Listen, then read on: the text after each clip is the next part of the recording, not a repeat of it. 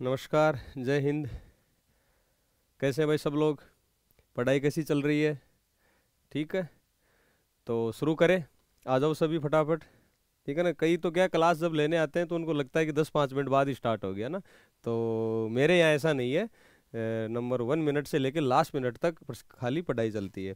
ठीक है, तो कल चैप्टर 5 पढ़ लिया था। अब नेक्स्ट चैप्टर स्टार्ट करते हैं। उससे पहले कुछ क्यूरीज लेते हैं। कई लोगों की समस्याएं आ रही थी, एक दो क्वेश्चन थे, है ना। जो भी आपकी क्यूरी होती है आप कमेंट में कर दिया करो ना, अपन जो भी है फिर उसको डाउट को क्लियर कर लेंगे। एक बात तो ये, तो सबसे पहले तो एक समस्या ये आ रही है कि सर बुक बुक का क्या करना है? बुक नहीं मिल रही। देखो, मैं जो पढ़ा रहा हूँ वो अपनी ईओआरओ की जो बुक है उसी को पढ़ा रहा हूँ। जो अपनी ईओआरओ की बुक है सेरेमिक एकेडमी की, ठीक है, उससे पढ़ा रहा हूँ। आपको खाली जो ऐड करवा रहा हूँ एक्स्ट्रा, वो आपको बुक में लिख लेना है। और जो भी बड़ी चीजें जो जैसे मान लो कि सदस्य अध्यक्ष उपाध्यक्ष के चुनाव कब होंगे क्या होंगे, उनको एक जगह कर रहा हूँ। जैसे कंपाइल कर रहा हूँ, जो कंफ्यूज होने वाले हैं कि अलग अलग जगह चीजें दे रखी है, उनको एक जगह करवा रहा हूँ। ठीक है, उनको आप एक रजिस्टर में लिख लो। तो अपनी ये बुक है ईओआरओ की बुक, ठीक है, अच्छे तरीके से फ्लो चार्ट से बढ़िया इजी लैंग्वेज उसमें लिखी है अपन ने, है ना, काफी समय लगा के। तो ये बुक ले लेनी है। अब कई क्यूरी आ रही है कि सर बुक मिलेगी कहाँ? देखो, अपना एक टेलीग्राम ग्रुप है सेरेमिक एकेडमी का, विकास गुप्ता सर, ठीक है, विकास गुप्ता सर, उसको आप ज्वाइन कर लो। और उसमें पूरा आपके बताया हुआ है कि कहाँ से बुक लेनी है। ऑनलाइन आप ले सकते हो, उसमें अपना बुक स्टोर कैसे कोई ऑनलाइन लिंक है तो उसमें बता रखा है टेलीग्राम ग्रुप पे। ये ज्वाइन करके वहाँ से आप क्या कर सकते हो, ऑर्डर कर सकते हो। दूसरा ये है कि आप किसी भी जो बड़ा बुक डिपो है हर जगह अवेलेबल है, किसी भी बुक डिपो पे जाओ, अपनी बुक वहाँ पे मिल जाएगी। तो ये आपकी बुक रही, अच्छी बुक है, वहीं से मैं पढ़ा रहा हूँ आपको और उसमें एक्स्ट्रा ऐड करवा रहा हूँ। बहुत शानदार चीज़ आप देख ही रहे हो आप, है ना। तो एक तो चीज़ ये तो बुक की हो गई। दूसरा, कई स्टूडेंट कह रहे हैं कि सर आप थोड़ा फास्ट कराओ, 2 घंटे की क्लास लो। देखो, 2 घंटे की क्लास काफ़ी बड़ी हो जाएगी, आप नहीं ले पाओगे। ठीक है, और अगर मैं फास्ट चला तो और भी तो स्टूडेंट है, सबका ध्यान रखना पड़ता है। ठीक है, हो सकता है कई स्टूडेंट की भाई जल्दी से, है ना, वो कवर करने के चक्कर में है। तो आप जैसे उनको फास्ट चाहिए तो आप क्या करो, जैसे क्लास आ गई उसके बाद में 1 गुना है या 1.5 गुना है या 2 गुना है, स्पीड करके आप देख सकते हो। ठीक है, तो आपकी आधा घंटे में वो क्लास हो जाएगी। 2 घंटे की क्लास रहेगी तो काफ़ी, आप जैसे पूरे दिन पढ़ते हो, शाम को 8 बजे क्लास आती है, तो 2 घंटे की क्लास रहेगी, आप बोर हो जाओगे, है ना।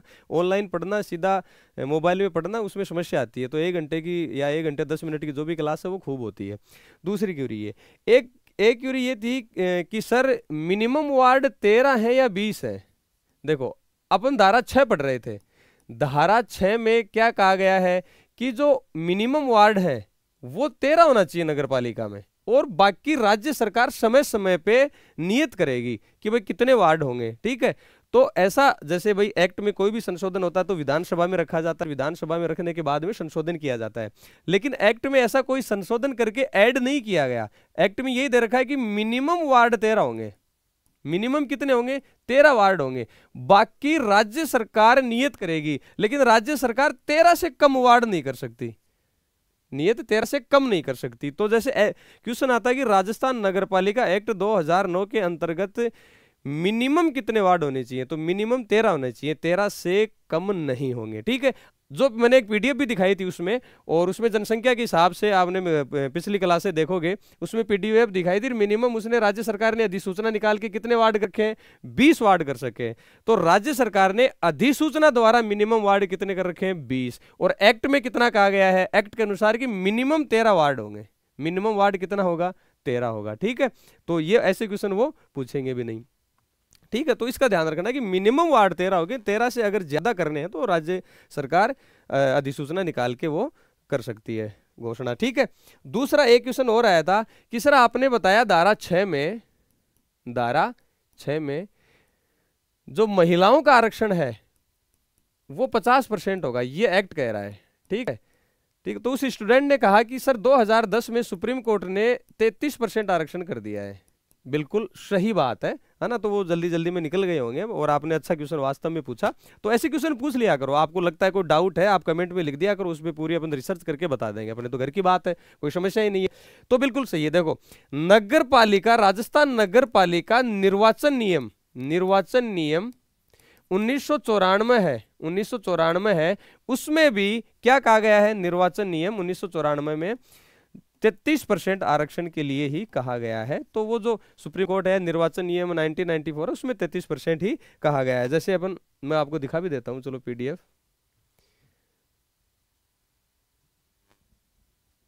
है ना, ये पीडीएफ भी अपन देख लेते हैं।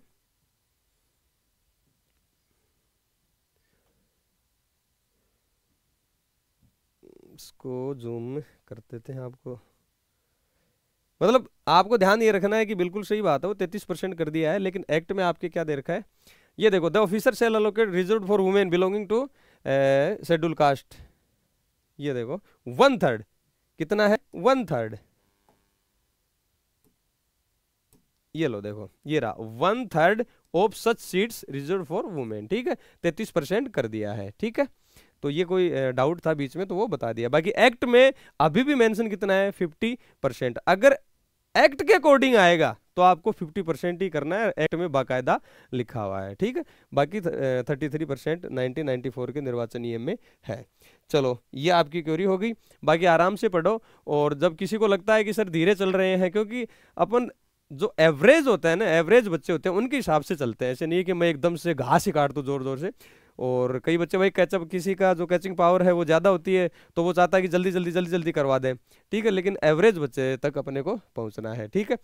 चलो तो अपन ने क्या पढ़ा अब तक वो मैं बता देता हूँ, ठीक है। चैप्टर 1, ठीक है, चैप्टर 1 पढ़ा अपन ने, परिभाषा 1 पढ़ लिया, 2 पढ़ लिया, 3, 4, 5। चैप्टर 1 क्या है, परिभाषा पढ़ लिए, ठीक है। चैप्टर 2 है नगरपालिका गठन व शासन, नगरपालिका गठन व शासन। धारा कितना, 3 से लेके 50 तक पढ़ लिया। उसके बाद में चैप्टर 3 है कार्य संचालन व वार्ड समिति, वार्ड समिति। सर ये धारा कहां से है, 51 से लेके 66 तक, ये भी पढ़ चुके, ठीक है। फिर चैप्टर जो 4 है, जो 67 से लेके 75 तक है, नगर पालिका संपत्ति, पढ़ चुके, 67 से लेके 75। और जो कल वाली क्लास में पढ़ा था चैप्टर 5, नगर पालिका वित्त व नगर पालिका निधि, ये कहां से था, 76 से लेके 89A तक, ठीक है। तो इसका पहले ये पढ़ लिया अपन ने, ये अपना हो गया अब तक, और 76 से 89 तक कल वाली क्लास में हो गया। इसका रिवीजन कर लेते हैं। अपनी बुक खोल लो, यूआरओ की जो अपनी बुक है, और उससे रिवीजन करते हैं एक बार चैप्टर नंबर 5 का। मैंने आपको बाकायदा कह रखा है कि धाराएं कैसे याद कर रहे हैं, पेयर में कर रहे हैं, ठीक है। 79, 80, और ये कहां तक है, 84 तक, ठीक है। और इधर फिर क्या है, 89 तक, 89A तक, ठीक है। रिवीजन करते हैं ये पेयर में, जैसे मेरा तरीका है, जैसे मैं आपको करवा रहा हूं वो तरीका। 76 में क्या है बताओ, राज्य वित्त आयोग, राज्य वित्त आयोग। राज्य वित्त आयोग क्या कहता है कि भाई जो वित्तीय स्थिति है उसका पुनरावलोकन करता है, किसका, नगर पालिकाओं का। सिफारिश किसको करता है, राज्यपाल को। फिर वो सिफारिश है वो विधानमंडल के समक्ष रखवाता है। क्या सिफारिशें करता है, वो करता है सिद्धांतों के बारे में, और 3 चीजें कहता है कि जो भी आपका कर है, आय का स्रोत है, उसमें से क्या करेगा, नगर पालिकाओं को आवंटित करेगा, वितरण करेगा, या जो कर टैक्स जो भी है नगर पालिकाओं को सौंपेगा, या नगर पालिका को राज्य की संचित निधि से क्या दिया जाएगा, अनुदान दिया जाएगा, या उसकी वित्तीय स्थिति सुधार करने के लिए नगर पालिकाओं के लिए उपाय बताएगा, या राज्य सरकार निर्देशन देगी राज्य वित्त आयोग को कि इसकी सुदृढ़ स्थिति कैसे की जाए, उन निर्देशों का आप पालन करें, ठीक है। ये क्या देता है, राज्य वित्त आयोग सिफारिश करता है। सिफारिशों का क्रियान्वयन अगली में है, कौन करेगा, राज्य सरकार। कौन सी सिफारिशें, जो 76 में बताई गई हैं, तो क्रियान्वयन कौन करेगा, राज्य सरकार। तो सर 78 क्या कहता है, 78 क्या कहता है कि राज्य सरकार वित्तीय सहायता देगी, किसको, नगर पालिकाओं को, ठीक है। कैसे देगी, या तो अनुदान दे दिया, या तो अनुदान दे दिया, या क्या करेगी, किसी स्कीम, कोई स्कीम चला दी, कोई योजना चला दी, योजना के थ्रू पैसा दे दिया, या नगर पालिका में कोई स्कीम चल रही है और उसमें आपको या तो सारी उस योजना का खर्चा किसने दे दिया, पूर्णतः, ठीक है, होली, या भागतः, या कुछ भाग उसमें पैसा दे दिया पार्शली किसी योजना के, तो ऐसे भी तो वित्तीय सहायता दे सकता है। तो 76, 77, 78, 79 में क्या है, नगर पालिका निधि, यानी जो भी सारा पैसा होगा, आय का स्रोत होगा, जहां से भी जैसे राजस्व या जो भी वसूल किया जा रहा है, किस में जमा होगा, नगर पालिका निधि में। फिर सर 80 में क्या है, निधि का उपयोग कैसे करेंगे, विहित नियमों से करेंगे, ठीक है, वो जो बजट में समावेश है वो किस में है, 81 में बजट में समाविष्ट है, उसके हिसाब से क्या करेंगे, इसका उपयोग करेंगे। ऐसा नहीं है कि यूं ही किसी भी चीज में पैसा खर्च कर दिया, लेकिन फिर भी जैसे वेतन व मजदूरी है, ठीक है, या कोई रिफंड है कर का, उसके लिए आपको क्या नहीं करना पड़ेगा, बजट का ध्यान नहीं रखना पड़ेगा। जैसे वेतन व मजदूरी है वो देनी पड़ेगी आपको किसी का, जैसे कोई कॉन्ट्रैक्टर है, मैंने आपको उस समय भी बताया था, या कोई किसी ने टेंडर भरा है और उसने अग्रिम जो पहले पैसा जमा कराते हैं कुछ टेंडर का, वो क्या है उनके पास अगर जमा है तो वो वापस देना पड़ेगा। अगर मान लो भूलवश कोई पैसा अपने जमा कर लिया है नगर पालिका ने, तो वो आपको वापस देना पड़ेगा, उसके लिए बजट में समावेश होना जरूरी नहीं है। 82 में क्या करेगा कि राज्य सरकार लोकहित के लिए अगर पैसा मांगेगी, अस्थायी रूप से पैसा मांग सकती है, वो नगर पालिका क्या करेगी, राज्य सरकार के कहने पर मुख्य नगर पालिका अधिकारी को बोलेगी कि भाई अस्थायी पेमेंट करो राज्य सरकार को, उनको चाहिए, और वो काम होने के बाद में कल को राज्य सरकार वापस पैसा लौटा देगी। फिर 83 में क्या है, अगर नगर पालिका की सीमाओं के बाहर भौतिक आस्तियां यानी फिजिकल एसेट, भौतिक परिसंपत्तियां सर्जन कर सकती है, किसके बाहर, नगर पालिका की सीमा। जैसे कचरे का कोई बड़ा डिपो बनाना है कि यार कचरा यहां अपन डंप कर सकते हैं, तो वो क्या करेगी, जमीन खरीदेगी राज्य सरकार के अनुमोदन से, वहां आप वो क्या भौतिक परिसंपत्तियां खरीद सकती है। फिर 84 क्या करेगी, 84 करेगी राज्य सरकार क्या करेगी, अगर मान लो फिर भी उसको पैसा चाहिए विशिष्ट प्रयोजन के लिए, तो क्या कर सकती है, नगर पालिका निधि से पैसा ले सकती है। मैंने उस समय भी बताया था कि 82 और 84 ऐसी हैं जो राज्य सरकार को पैसा चाहिए नगर पालिका निधि से। आ जाओ साहब 85, इसमें कुछ नहीं है, लेखाओं का प्रचालन है कि जो भाई नगर पालिका निधि जो आप बना रहे हो, जिसमें लेखा शीर्ष है, साधारण शीर्ष है, अन्य शीर्ष है, लेखा शीर्ष को राजस्व लेखा, पूंजी लेखा में बांट रहे हो, तो वो लेखाओं का प्रचालन कैसे करेगा, तो वो राज्य सरकार ने जो नियम बना रखे हैं उसके अनुसार करेगा, ठीक है। अगर मान लो नगर पालिका निधि में आपके पास पैसा पड़ा है, कोई भी लेखा शीर्ष में आपके पास पैसा पड़ा है, और आपको लग रहा है कि यार ये 5-10 महीने या कुछ समय के लिए काम नहीं आएगा, तो क्या करें, तो वो क्या करेंगे, विनिधान कैसे करेंगे उस पैसे का, इन्वेस्टमेंट है कहाँ करेंगे, तो वो क्या कर देंगे, या तो लघु बचत स्कीम में कर देंगे, या क्या कर देंगे आपका किसी बैंक में कर देंगे, या कोई प्रतिभूति में कर देंगे, ठीक है, ये मैंने आपको बताया था, ठीक है। वाणिज्यिक परियोजना के लेखा शीर्ष में जो पैसा है उसको नहीं इन्वेस्टमेंट करेंगे। फिर मैंने बताया था बजट प्राकलन कौन बनाएगा, ये मैंने बताया था कि सबसे बड़ी पावर है ये ईओ के पास, 15 जनवरी से पहले तैयार करेगा, और 31 जनवरी से पहले कार्यपालक समिति जो डेट करेगी उसको अध्यक्ष किसको प्रस्तुत करेगा, नगर पालिका को, और नगर पालिका जो 88 है बजट प्राकलन की मंजूरी वो कौन करेगा, नगर पालिका, कब तक, 15 फरवरी से पहले। अगर मान लो फिर भी नगर पालिका पारित नहीं करती है तो 28 फरवरी से पहले सीएमओ या ईओ ये बजट पारित करके किसके पास भेजेगा, राज्य सरकार को, ठीक है। 88, 89 क्या कहती है कि बजट अनुदान परिवर्तित करने की शक्ति, क्या कर सकती है, घटा सकती है बजट अनुदान को, बढ़ा सकती है, अतिरिक्त अनुदान की मांग कर सकती है, ठीक है। ये किसमें है आपके 89 में, लेकिन सिफारिश किसकी चाहिए इसमें, वित्त समिति की सिफारिश से, ये जो धारा 55 में अपन पढ़ते थे वित्त समिति।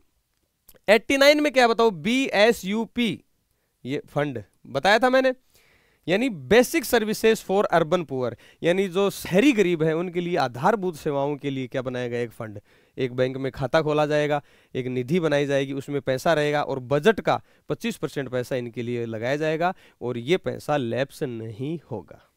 ये आपका पिछले का रिवीजन हो गया। मेरे हिसाब से ऐसे आपको धाराएं याद करनी है। बताओ चलें आगे, ठीक है।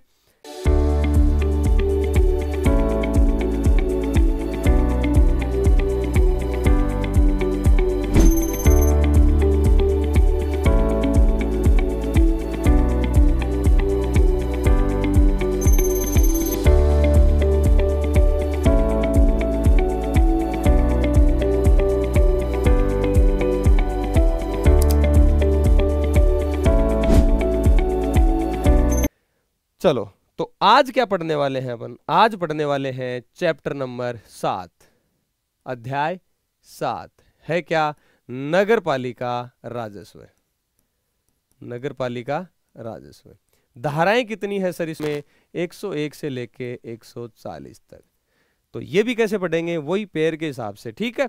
तो इसमें सबसे पहले पढ़ेंगे 101, 102, 103, 104, 105, 106, ठीक है।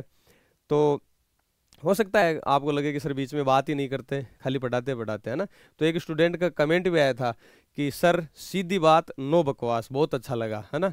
तो मतलब ऐसे स्टूडेंट ही चाहिए कि भाई बीच में क्या ही बात करना, है ना, ठीक है। यहाँ तो मनोरंजन करने के लिए तो अपन आए नहीं, समय भी मतलब बहुत कम है अपने पास, तो खाली पढ़ना है। बाकी कभी अपन आराम से एक मैराथन लेंगे या एक उस समय जब होगा एक बढ़िया क्लास अलग से रख लेंगे जिसमें आपसे बहुत सारी बातें करी जाएंगी, ठीक है। तो नगर पालिका राजस्व 101 से लेके 140 तक, ठीक है। और आप जैसे बुक कार वो मतलब इतना प्रमोशन करना भी मेरे को थोड़ा सा ऑकवर्ड लगता है, तो मैं बार बार नहीं करूँगा, कहूँगा आपने यूआरओ की बुक है बहुत अच्छी, उसको ले आओ, सामने खोल के बैठो और जो मैं पढ़ा रहा हूँ जिस तरीके से वो पढ़ लो, जो अलग से आपको एडिशन करना है वो कर लो, और दूसरे रजिस्टर में भी आपको जो चीज़ें बता रहा हूँ वो दूसरे रजिस्टर में कर लो, है ना। तो जल्दी से जल्दी बुक ले आओ और अच्छी तरीके से पढ़ो। चलो आगे करते हैं। तो 101 से लेके 106 तक पढ़ेंगे, धाराएं पढ़नी है 101 से लेके 40 तक। 101 क्या कहती है कि नगर पालिका राजस्व है, नगर पालिका का राजस्व है, ठीक है। कौन सा राजस्व है, आंतरिक राजस्व है, ठीक है, आंतरिक राजस्व। याद करा दूंगा मैं सारी धाराएं, आप चिंता मत करो, ठीक है। तो नगर पालिका राजस्व क्या हो सकता है, नगर पालिका राजस्व हो सकता है या कोई कर लगाए, नगर पालिका कोई कर लगाए, या कोई यूजर चार्जेज, यूजर चार्जेज लगते हैं ना, जिसको बोलते हैं उपयोगिता प्रभार, ठीक है।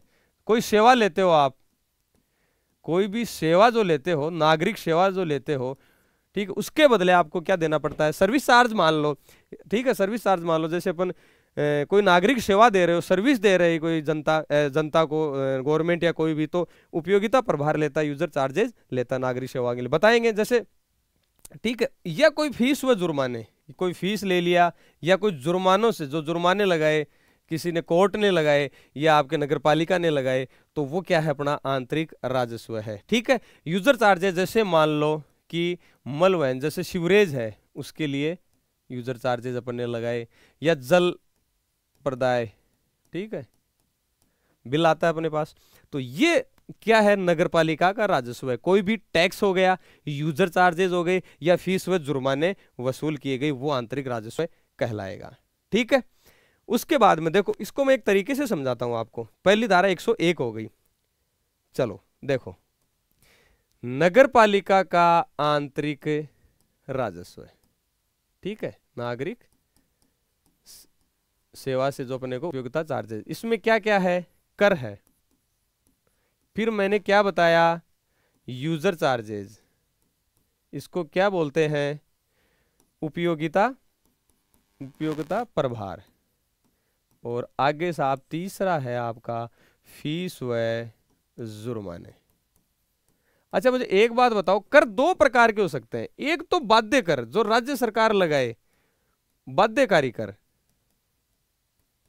ठीक है, जो नगर पालिका में रहेंगे कर, एक अन्य कर जो नगर पालिका लगाएगी, ठीक है, और आपका फीस व जुर्माने, और दूसरा हो गया मान लो कोई विकास प्रभार, ये धारा आंतरिक राजस्व कितनी है? 101। ये कर में बाध्यकारी धारा 102, अन्य कर धारा 103, उपयोगिता चार्जेज 104, फीस व जुर्माने 105, और कोई इसमें फीस व जुर्मानों में विकास प्रभार लगाए तो 106। ये आपकी धारा लो। ठीक है, कोई समस्या है? मेरे हिसाब से कोई समस्या नहीं होनी चाहिए। आंतरिक राजस्व 101 में कर दो प्रकार के हो सकते हैं, बाध्यकारी कर या नगर पालिका लगा 103, यूजर चार्जेज 104 में समझा दिया गया, फीस व जुर्माने 105 में, विकास प्रभार 106 में। चले पीछे, चलो ये हो गया नगर पालिका राजस्व। अब है 102 में क्या है, मैंने अभी बता दिया, बाध्यकारी कर। बाध्यकारी कर, ठीक है। और इसमें कौन सा है? अन्य कर जो अधिरोपित किया जा सकेगा। इसमें क्या है आपका? User charges. और 105 क्या है? यूजर चार्जेज, फीस व जुर्माने। फीस व जुर्माने। और आपके 106 में क्या था? विकास प्रभार। ठीक है, 101 धारा अपन ने पढ़ ली। ठीक है, चलो तो 102 धारा पढ़े। 102 धारा क्या कहती है? बाध्यकारी कर। बाध्यकारी कर यानी राज्य सरकार राजपत्र में अधिसूचना द्वारा कर लगाएगी। बाध्यकारी कौन लगाएगी? राज्य सरकार। कैसे लगाएगी? सीधी सी बात है, राजपत्र में अधिसूचना जारी करेगी। कौन कौन से बाध्यकारी कर हो सकते हैं? देखो, भवन या भूमि पर कवर हो सकता है, वो जो कर हो सकता है भवन व भूमि पर। ठीक है, भवन या भूमि पर जो नगरपालिका में स्थित है, भवन या भूमि पर कर हो सकता है वृत्ति पर। वृत्ति बोलते हैं प्रोफेशन को। ठीक है, प्रोफेशन में कर लगा सकती है, प्रोफेशन। व्यापार, आप कोई ट्रेड कर रहे हो उस पे लगा सकती है। आजीविका, कॉलिंग्स, आपकी जो आजीविका है उस पे भी लगा सकती है। ठीक है, या नियोजन, एम्प्लॉय पर, एम्प्लॉयमेंट पर, इन पे भी क्या लगा सकती है? कर लगा सकती है। किस पे? कोई प्रोफेशन कर रहे हो, मान लो कोई वृत्ति कर रहे हो, कोई ऐसा प्रोफेशनल आप काम कर रहे हो, उस पे लगा सकती है। व्यापार पे लगा सकती है, आजीविका पे लगा सकती है, नियोजन पे। मान लो कोई व्यापार ऐसा है जो प्रदूषण कर रहा है, तो वो प्रदूषण नियंत्रण पे भी लगा सकती है। प्रदूषण नियंत्रण कर, प्रदूषण नियंत्रण कर। ठीक है, जैसे कोई फैक्ट्री है उससे प्रदूषण हो रहा है तो उसे चार्ज लगा सकती है कि भाई आप प्रदूषण नियंत्रण करेंगे, इतना पैसा दो आप, तो प्रदूषण नियंत्रण कर भी लगा सकता है। भवन या भूमि पर वृत्ति, प्रोफेशन कर रहे हो या कोई व्यापार कर रहे हो, आजीविका पे, नियोजन पे, एम्प्लॉयमेंट दे रहे हो, उस पर भी आप कर लगा सकती है, प्रदूषण नियंत्रण कर। दूसरा, कोई सार्वजनिक स्थान है या निजी स्थान है, सार्वजनिक स्थान है या निजी स्थान है, उस पे विज्ञापन पर कर। किस पे? विज्ञापन पर कर। आप देखते होंगे जो बड़े बड़े शहर हैं, जयपुर में भी देखते होंगे या कोई भी शहर है, वो विज्ञापन लगे होते हैं, वो नगर पालिका की जगह होती है, उसका पैसा लेती है। ठीक है ना। या निजी स्थान पे किसी की कोई बिल्डिंग ऊंची है, उस पर विज्ञापन लगा दिया, तो वो क्या पैसे लेते हैं उसके। ठीक है, उसके क्या लेते हैं? पैसे लेते हैं। ऐसे आप लगा नहीं सकते। तो बड़े बड़े विज्ञापन होते हैं, उसमें नगर पालिका क्या लेती है? पैसे। तो ये क्या हो गया आपका? बाध्यकारी कर हो गए, ये आपको देना ही पड़ेगा। ठीक है, 103 क्या कहती है? 103 कहती है अन्य कर जो अध्यारोपित किए जा सकेंगे, अन्य कर। 102 में क्या था? राज्य सरकार। और ये कौन करेगी? नगर पालिका। कौन करेगी? नगर पालिका। तो कौन कौन से कर सकती है नगर पालिका? मान लो कोई आप वाहन चला रहे हो, नगर पालिका के अंदर जो वाहन चल रहे हैं उन पे कर लगा सकती है राज्य सरकार के अनुमोदन से। जैसे कोई मान लो नगर पालिका के सीमा में कोई लंगर, नौकाएं लंगर डाल रही हैं, उन पे, नौकाओं पर। किस पे? नौकाओं पर, नाव पर। ठीक है, समझ गए ना, नौकाओं पर। जैसे मान लो माउंट आबू नगर पालिका है, ठीक है, वहां पे वो नक्की झील में, जैसे मान लो, मैं तो अभी गया नहीं माउंट आबू, तो उसमें कोई झील में चलती होगी जो नाव वगैरह है, उन पे भी क्या लगेगा? कर। जैसे राजसमंद झील है सॉरी, उन पे लगा सकती है, नौकाओं पे। रोशनी कर, ठीक है, लाइटिंग आपके लिए नगर पालिका व्यवस्था करती है, उस पे भी क्या लगा सकती है? रोशनी पर। आप सभा कर रहे हो, क्या कर रहे हो? सभा, उस पे भी कर लगा सकती है, सभाओं पर कर। ठीक है, सभाओं पर कर, पैसा ले सकती है आपको, कि कोई आप सभा कर रहे हो उस पे भी ले सकती है। तो वाहनों पे लगा सकती है, नौकाओं पे लगा सकती है, आपके सभाओं पर अग्नि कर, ठीक है, फायर के लिए अग्नि कर, ठीक है, फायर के एनओसी के लिए। दूसरा हो सकता है विज्ञापन की जो होर्डिंग लगाते हैं ना, होर्डिंग, उन पे भी कर, विज्ञापन के लिए होर्डिंग कर, होर्डिंग कर। स्टाम्प शुल्क पे, ठीक है, मान लो जितने का स्टाम्प है उसका 10%, अधिकतम 10% तक लगा सकती है। कितने तक? अधिकतम 10% तक। गैर आवासीय भवन, गैर आवासीय भवन, इन पे क्या लगा सकती है नगर पालिका? कर लगा सकती है। तो ये हो गए अन्य कर जो अधिरोपित किए जा सकते हैं। बाध्यकारी कर कौन करेगा? राज्य सरकार। अन्य कर कौन लगाएगी? आपके नगर पालिका। ये आपके अन्य कर लगा सकती है। कोई समस्या?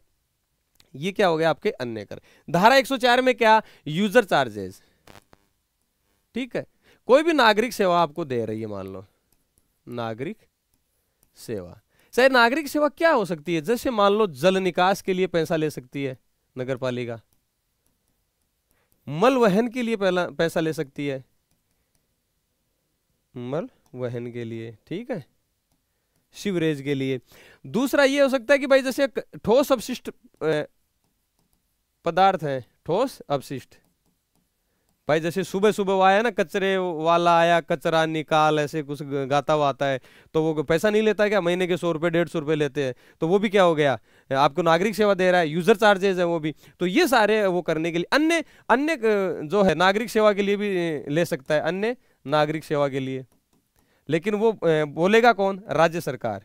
राज्य सरकार के अनुमोदन से अन्य नागरिक सेवा पे भी क्या लगा सकते हैं? User charges. और जैसे मान लो कोई यूजर चार्जेज वसूल नहीं कर रहा नगर पालिका, तो स्टेट गवर्नमेंट ये कह सकती है कि ये आप यूजर चार्जेज क्यों नहीं वसूल कर रहे, ये आप करिए, तो वो राज्य सरकार कह सकती है। तो ये क्या होगी आपकी जो है नागरिक सेवा, ठीक है।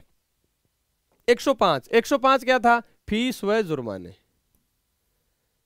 फीस व जुर्माने।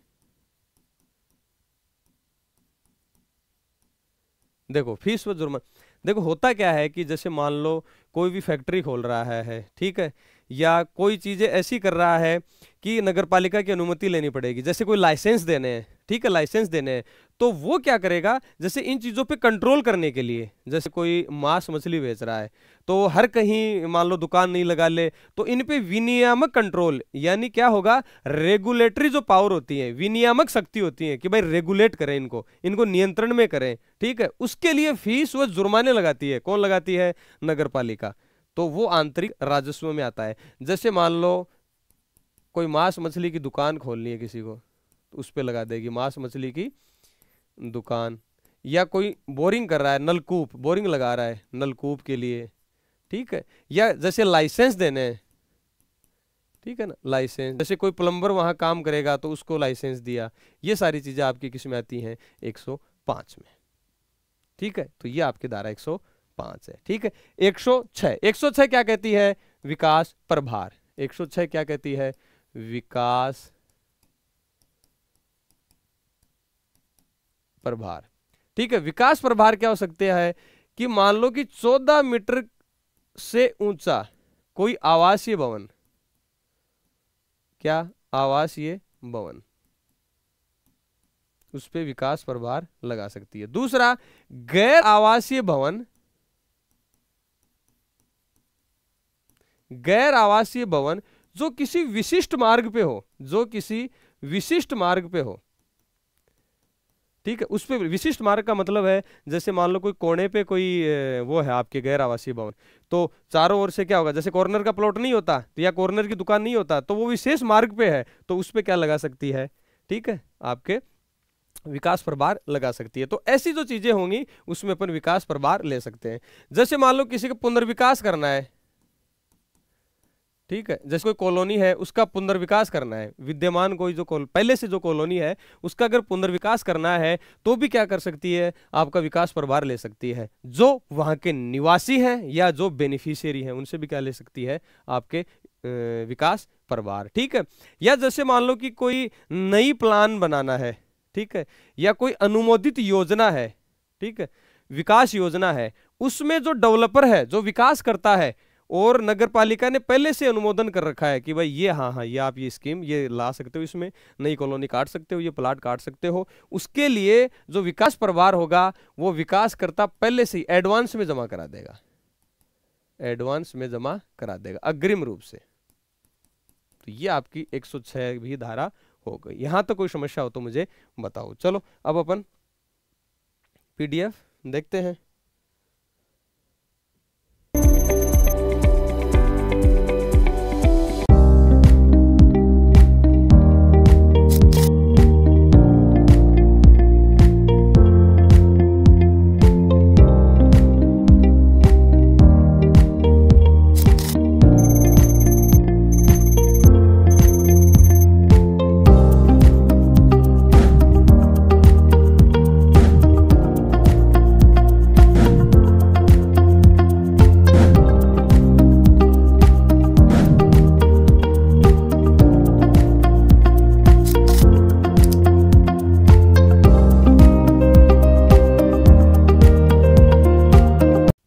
पीडीएफ पे चलते हैं अपन लोग, है ना। तो मैंने वैसे पहले समझा दिया 100 लेके 106 तक, है ना। और अब अपन पीडीएफ पे चलते हैं। देखो ओके, देखो नगर पालिका का आंतरिक राजस्व है, ठीक है। तो नगर पालिका का आंतरिक राजस्व क्या है, मैंने बता दिया कि जो आप क्या कर रहे हो, जो आप कर उगाही कर रहे हो, वो है नगर पालिका का आंतरिक राजस्व, ठीक है। उसके अलावा नागरिक सेवाओं के लिए यूजर चार्जेज, ये मैंने आपको पहले ही बता दिया था। फिर आपको देखो फीस और जुर्माने, वो मैंने आपको बता दिया कि जो विनियामक जो शक्ति है, रेगुलेटरी जो पावर्स हैं, उनका यूज करने के लिए नगरपालिका क्या लगाती है, फीस और जुर्माने। तो ये चीजें तो क्या होगी आपकी नगरपालिका का आंतरिक राजस्व है। फिर 102 मैंने आपको बताया बाध्यकारी कर, अनिवार्य कर, 102 में बताया मैंने आपको। तो अनिवार्य कर कौन कौन से हो सकते हैं, वापस देख लो, या तो भूमि या भवन पर, ठीक है। दूसरा प्रोफेशंस पर, व्यापार पर, आजीविका या एम्प्लॉयमेंट पर, या जो प्रदूषण का जनक है कोई भी चीज, वो प्रदूषण नियंत्रण के लिए कर, सार्वजनिक व निजी स्थानों पर विज्ञापन पर कर, ठीक है। अन्य जो कर जो भारत के संविधान के अधीन राज्य सरकार अधिरोपित कर सकती है, ये मैंने समझा दिया है, ठीक है। अच्छा, एक ये और हो सकता है कि मान लो कि नगरपालिका राज्य सरकार से अनुरोध करे कि इस नगरपालिका में इस कर का कोई औचित्य नहीं है, तो वो राज्य सरकार उसको समाप्त कर सकती है, कम कर सकती है, बंद कर सकती है, ठीक है। और जो भी नगरपालिकाएं हैं, भिन्न भिन्न नगरपालिकाएं हैं, अलग अलग नगरपालिकाओं में जो कर है अलग अलग भी लागू कर सकती है। ये आपका 102 में राज्य सरकार राजपत्र में अधिसूचना द्वारा लागू करेगी, जो कि मैं पहले आपको बता चुका हूं। चलो आगे 103 में, ये अपनी बुक में है, ठीक है, एक्स्ट्रा समझाता हूं, वो देख लिया करो। अन्य कर जो अधिरोपित करेगा, ये कौन करेगा बताओ, नगरपालिका करेगा। ये आपको बता चुके, किसके आदेशों के अधीन, राज्य सरकार के आदेशों के अधीन। किस किस पे करेगा, वाहनों पर, नौकाओं पर, रोशनी के लिए कर, सभाओं पर कर, तीर्थयात्री और पर्यटकों पर। ऐसे जैसे मान लो पुष्कर जाते हो आप, पुष्कर में एंटर करने से पहले आपको जो आप जाते हो तब एक रसीद कटती है ना, माउंट आबू ऐसे जगह पे जाते हो तो उन पे भी कर ले सकते हैं। विज्ञापन के लिए जो होर्डिंग होता है उस पे अग्नि कर।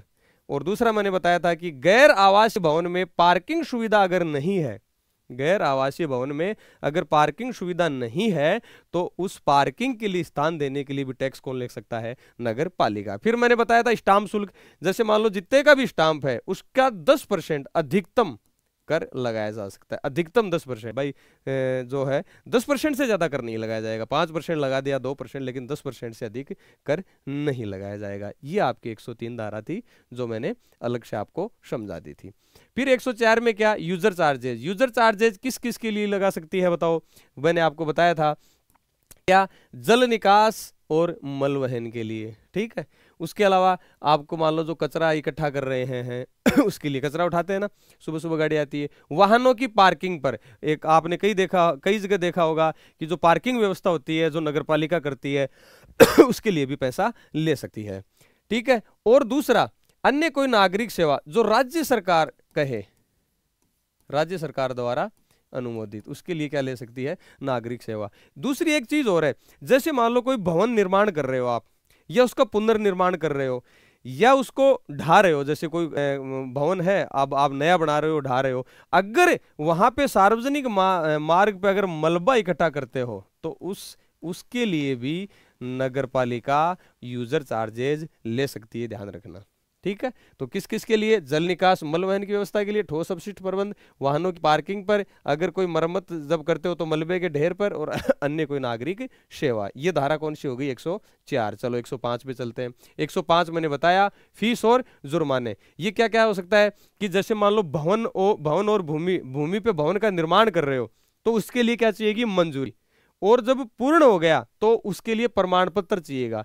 उसके लिए क्या लगा सकती है? कोई शुल्क आपसे ले सकती है। कोई भी आपने मकान बनाया, मकान बनाने के लिए नगर पालिका से अनुमति लेनी पड़ेगी, और जब वो पूर्ण हो जाएगा कि भाई अब ये पूरा हो गया है, तब नगर पालिका देखेगी जो मैंने जो शर्तें दी थी, मैंने जो शर्तें मंजूर की थी, और उसका जो सही बना है या नहीं, उसका प्रमाण पत्र देगा। ठीक है। दूसरा, मान लो कि आपके पास जमीन है या भूमि, आपके पास भवन है, उसका अगर आप और किसी कार्य के लिए यूज कर रहे हो, तो उसके लिए जो परमिशन लेोगे उस पे भी क्या लेगी? फीस। अनुज्ञा मैंने क्या बताया था? लाइसेंस। ठीक है, और जो अनुज्ञा है वो क्या होती थी? परमिशन। तो अगर मान लो गैर आवासीय उपयोगों के लिए और किसी उपयोग के लिए अगर आप लेते हो, तो भी आपके लिए क्या लगा सकती है? आपके फीस और जुर्माने। दूसरा, अगर मान लो लाइसेंस, अगर मान लो कोई प्लम्बर है नगर पालिका से सर्टिफाइड, उससे क्या लेगी? कोई सर्वेक्षण करता है, उससे लाइसेंस जारी करने के लिए क्या लेगी? फीस। मैंने बताया नलकूप लगाने या मांस मछलियों का विक्रय करने के लिए भी क्या लेगी? वो फीस। ठीक है। विज्ञापन के लिए काम आने वाले स्थानों पर कर, है ना, अगर कोई स्थान है वहां पे विज्ञापन लगाना है, उस पे। पशुओं पर कर, पशुओं पे भी कर लेती है। पशुओं पे भी आगे धाराओं में और पढ़ेंगे कि आप मान लो नगर पालिका के अंदर, हालांकि मतलब कोई जरूरी नहीं है कि मान लो कि किसी से टैक्स नहीं ले रहे या बच रहे हैं तो नगर पालिका की भाई ये तो गलत है, तो ऐसा नहीं है। अब नगर पालिका पशुओं पे टैक्स लगा सकती है। जैसे बैलगाड़ियां चलती हैं या कुछ अलग कार्ड्स चलती हैं जिसपे आपने देखा होगा कि 2 बैल, है ना, और वो गाड़ियां पीछे जो लगा लेते हैं, उन पे भी आपका फीस लगा सकती है। जन्म और मृत्यु प्रमाण पत्र जारी करने के लिए भी क्या ले सकती है? फीस ले सकती है। ये मैंने आपको पहले भी बता दिया था। चलो आगे। 106 कहता है विकास प्रभार वसूल करने की शक्ति। तो विकास प्रभार में आपके क्या आ जाएगा? 14 मीटर से अधिक ऊंचाई के किसी आवासीय भवन या मार्ग के किसी विशिष्ट भाग पर गैर आवासीय भवन। ठीक है, ये मैंने आपको बता दिया था। और किसी भी विद्यमान क्षेत्र के पुनर्विकास के लिए भी विकास प्रभार, विकास शुल्क, ठीक है, लगा सकती है। ठीक है। और दूसरा मैंने आपको ये बताया था कि जैसे मान लो कोई कॉलोनी विकसित कर रहा है या कोई विकास योजना, जो डेवलपर है, जो विकास करता है, वो अग्रिम रूप से पैसा जमा कराएगा पहले। ठीक है ना, उसके बाद क्या करेगा? वो जो भू विभाजन है, भूखंडों का विभाजन करना है, उसको प्लॉट काटने, वो सारी चीजें कर सकता है। ठीक है। और जो पुनर्विकास किया जा रहा है मान लो किसी भी कॉलोनी का, तो उसमें जो निवासी है या जो बेनिफिशियर है, उनसे भी विकास प्रभार ले सकती है। ठीक है, ये 106 धारा तक अपन ने पढ़ ली थी। चलो आगे चलते हैं। फिर मैंने बताया कि 101 से लेके 106 तक पढ़ लिया है, और अब अपन पढ़ेंगे 107। ठीक है, कौन सी? 107, 108, 109, 110, 111 और 112 ये पढ़ेंगे। तो 107 क्या कहता है? करारोपण से छूट, यानी कई चीजें ऐसी हैं जिनको करों से क्या मिलेगी? छूट। ठीक है। फिर कर अधिरोपण की, कर लगाने की, अधिरोपण यूं लिख लेते हैं अपन, कर लगाने की प्रारंभिक प्रक्रिया, कर लगाने की प्रारंभिक प्रक्रिया। दूसरा, कर का अधिरोपण, कर की प्रक्रिया हो गई, फिर कर का अधिकरण, कर का अधिरोपण, फिर करों में परिवर्तन की प्रक्रिया, करों में परिवर्तन।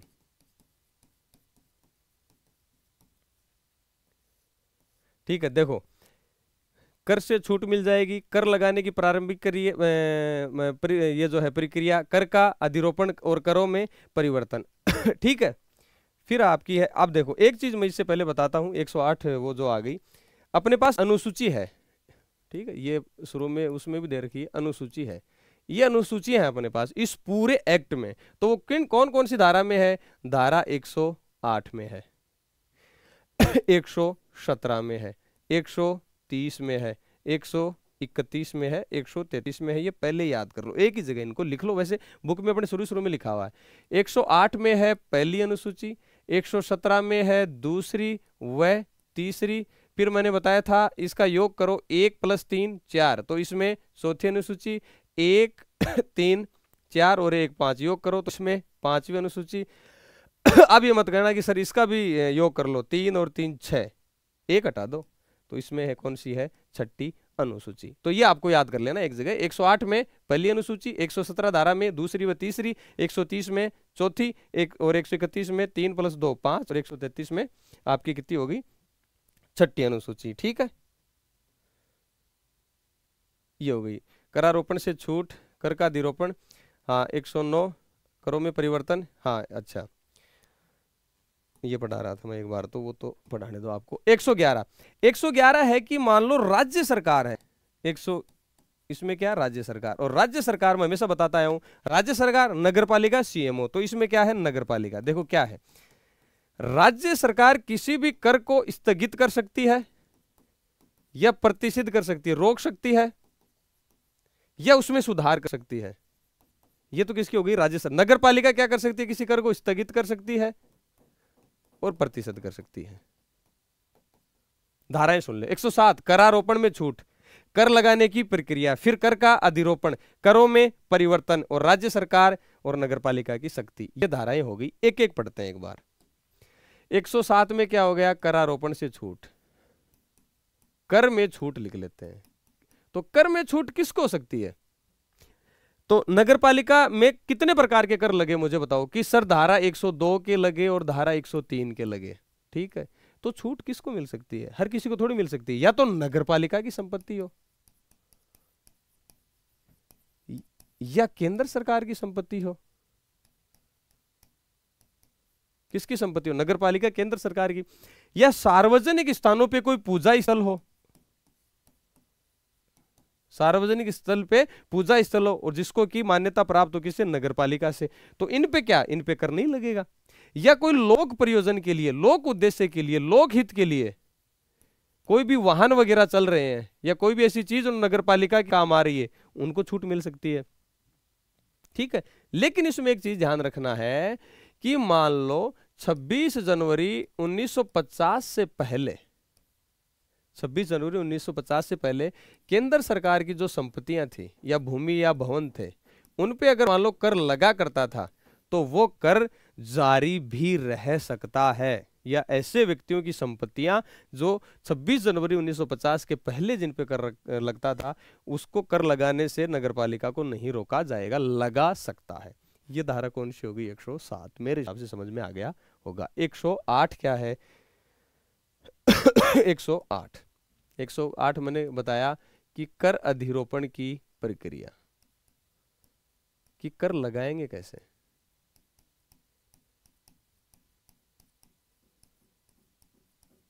कर अधिरोपण की प्रक्रिया। ठीक है, तो 102 के तो लग रहे, तो 103 जो है, 103 में नगरपालिका के जो कर हैं, नगरपालिका जो कर लगा रही है उसका क्या करेगी, एक साधारण बैठक में, साधारण, आराम से सुन लेना इनको, साधारण बैठक में एक प्रस्ताव पारित करेगी, प्रस्ताव करेगी, उसमें क्या करेगी, कर का चयन करेगी, कर का क्या करेगी, चयन कर ली, कर का चयन किया उसने, कर लिया, फिर एक प्रारूप बनाएगी नियमों का, नियमों का क्या करेगी, प्रारूप बनाएगी। भाई नियमों इसमें ये लगाएगी कि भाई किस प्रकार का कर है, किस पे कर लगेगी, कर की रकम क्या होगी, कर की रेट क्या होगी, मूल्यांकन का आधार क्या होगा, यानी किसी भी चीज पे जब अपन टैक्स लगाएंगे, जैसे मान लो भूमि या भवन पे टैक्स लगाना है तो क्या करेगी भाई, इस आकार का, इस स्क्वायर फीट के लिए इतना कर लगेगा, वो क्या करेगी, मूल्यांकन का निर्धारण करेगी, उसके लिए एक प्रारूप बनाएगी, नियमों का क्या बनाएगी, प्रारूप बनाएगी।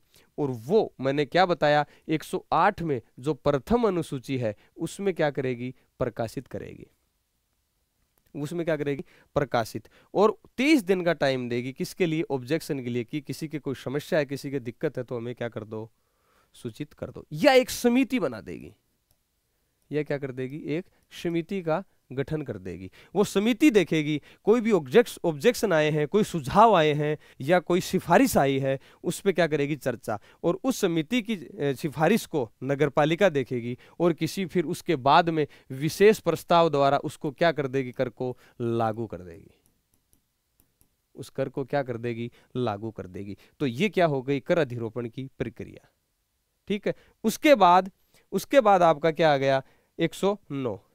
109 ये कहता है कि अब कर का अधिरोपण कर दो और कर लगाना चालू कर दो, वसूलना चालू कर दो। ठीक है साहब, कैसे करेंगे, जैसे ही विशेष संकल्प पारित हुआ, एक नोटिस प्रकाशित कर दिया, घोषणा प्रकाशित हो गया कि अब से आपके ये कर लगेगा। और वो कर कब लग सकता है, वो लग सकता है आपके अप्रैल से स्टार्ट करो, 2 महीने छोड़ दो, अप्रैल, मई, जून, जुलाई, आगे के 2 महीने छोड़ दो, जुलाई, अगस्त, सितंबर, अक्टूबर, आगे के 2 महीने छोड़ दो, नवंबर, दिसंबर, जनवरी। इनके प्रथम दिवस से वो लागू किया जा सकता है।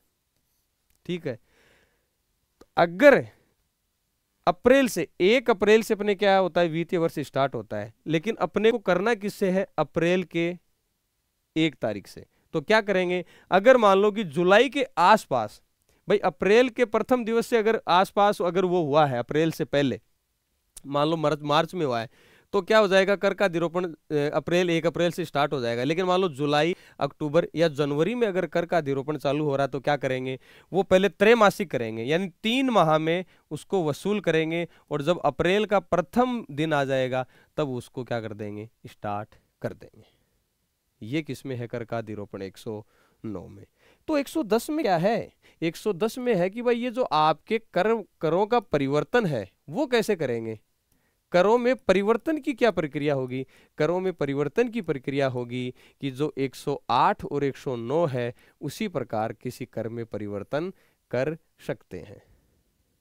ठीक है, तो 111 क्या है, मैंने 111 क्या बताया, राज्य सरकार, क्या बताया, राज्य सरकार। और 112 क्या बताया, नगर पालिका। यानी 111 में राज्य सरकार किसी कर को स्थगित कर सकती है, उसको निषेध बंद कर सकती है या सुधार कर सकती है। कब, जब ये लगा कि भाई अपनी जो जनता है या लोकहित है वो उसमें औचित्य नहीं है, उचित नहीं है, उनके हित में नहीं है, उनके हित में नहीं है, या उनके लिए हानिकारक है।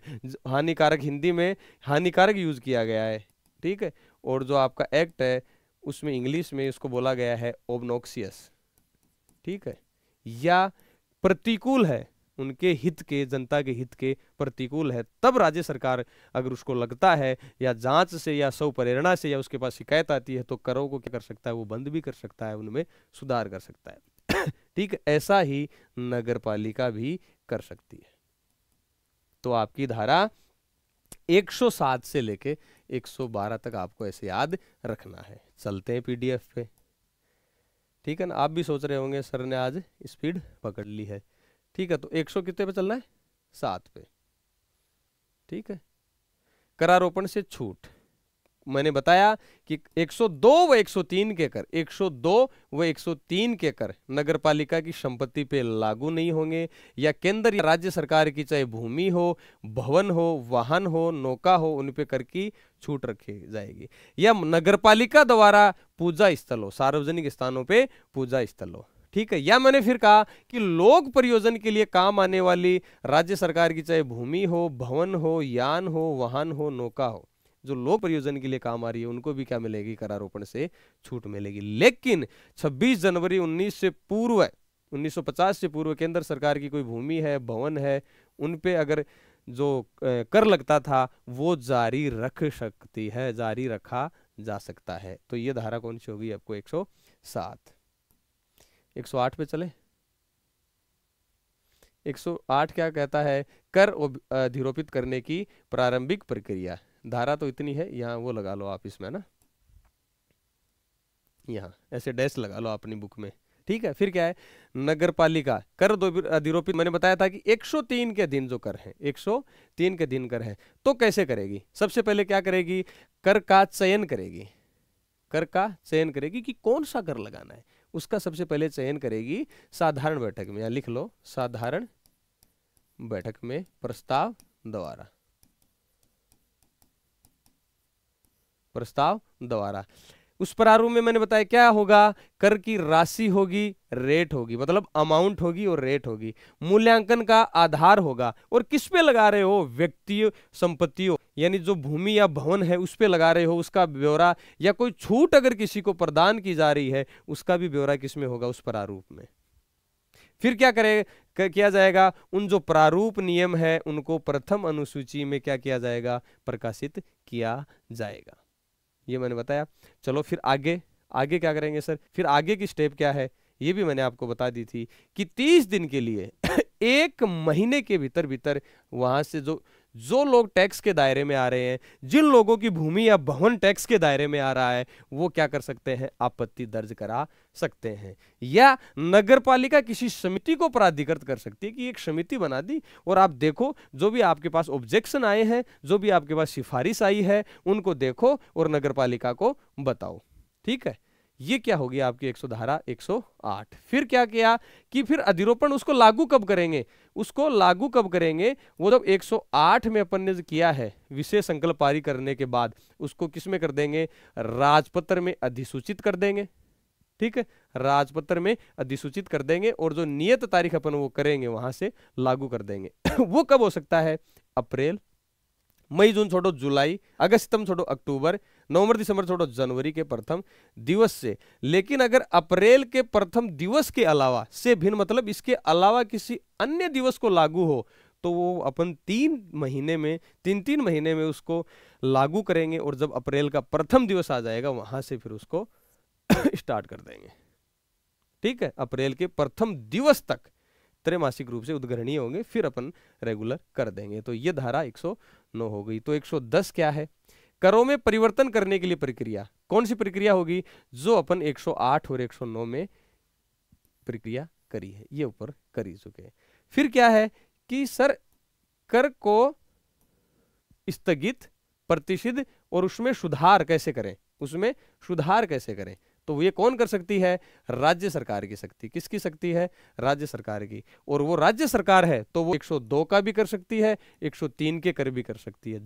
जब भार अनुचित है जनता पे या जनसाधारण के हित के प्रतिकूल है, जनसाधारण के लिए हानिकारक है, तो राज्य सरकार क्या करेगी कि नगरपालिका को बताएगी कि भाई बताओ इसमें क्या गलती है, आपके क्या ऑब्जेक्शन है। ठीक है, अगर जनता की कुछ ऑब्जेक्शन है और नगरपालिका को मौका देगी कि आप सुनिए ऑब्जेक्शन और हमें बताइए और उनमें सुधार करिए। और अगर सुधार नहीं अपेक्षित लगते हैं, नहीं अच्छा लगते हैं गवर्नमेंट को, नहीं अगर वो संतुष्ट हो पाती है, तो क्या करेगी, फिर ये करेगी। ठीक है, समाप्त भी उसको कर सकती है। और अपनी जो नगरपालिका है वो क्या करेगी बताओ, लोकहित में राज्य सरकार के आदेशों के अधीन 103 के करों को क्या कर सकती है, वो भी स्थगित कर सकती है या समाप्त कर सकती है। तो ये क्या होगी, धारा 112। तो 101 से लेके 106, 107 से लेके 112 में आपको करवा चुका। ठीक है, आगे चले।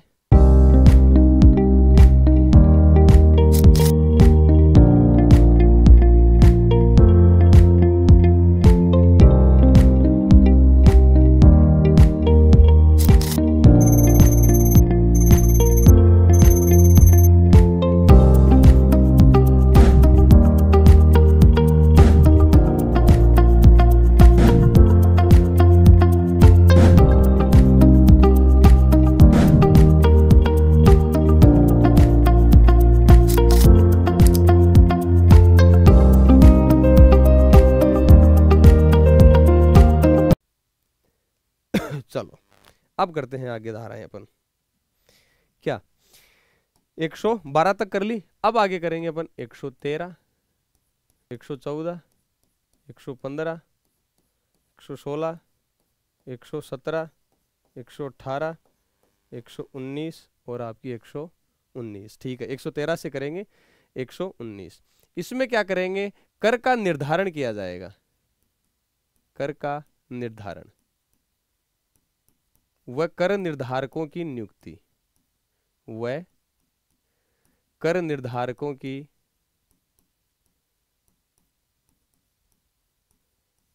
नियुक्ति।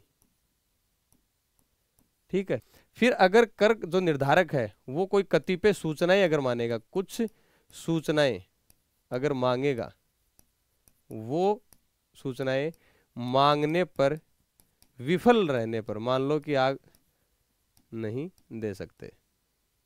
ठीक है, तो ये क्या हो गया, विफल रहने पे। ठीक है, उसके बाद है आपका 115,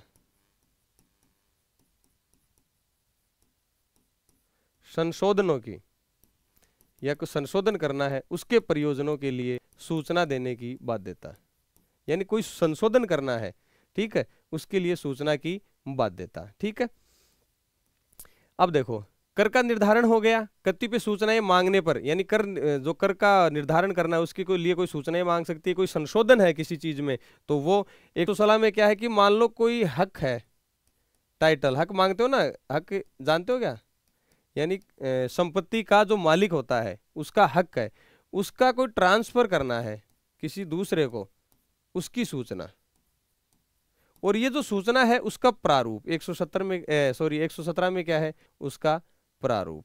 और जिसको ट्रांसफर ही कर रहा है, जिसको अंतरिति, जिसको ट्रांसफर बोलेंगे, यानी जिसको ट्रांसफर किया जा रहा है, वो नगर पालिका रजिस्ट्रों में क्या करेंगे, उसका नाम प्रतिस्थापन, सब्स्टिट्यूट। और 119 का है कि मान लो सूचना आप दे ही नहीं रहे हो, फिर भी सूचना नहीं दे रहे हो, तो भी फिर कर का दायित्व किस पे बना रहेगा, भूमि या भवन पर, भूमि व भवन पर।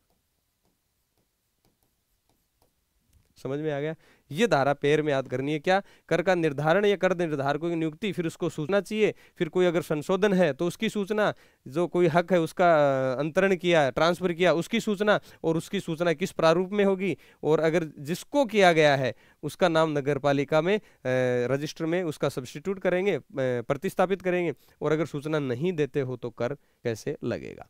तो 113 अपन चालू करते हैं। ठीक है, धारा 113,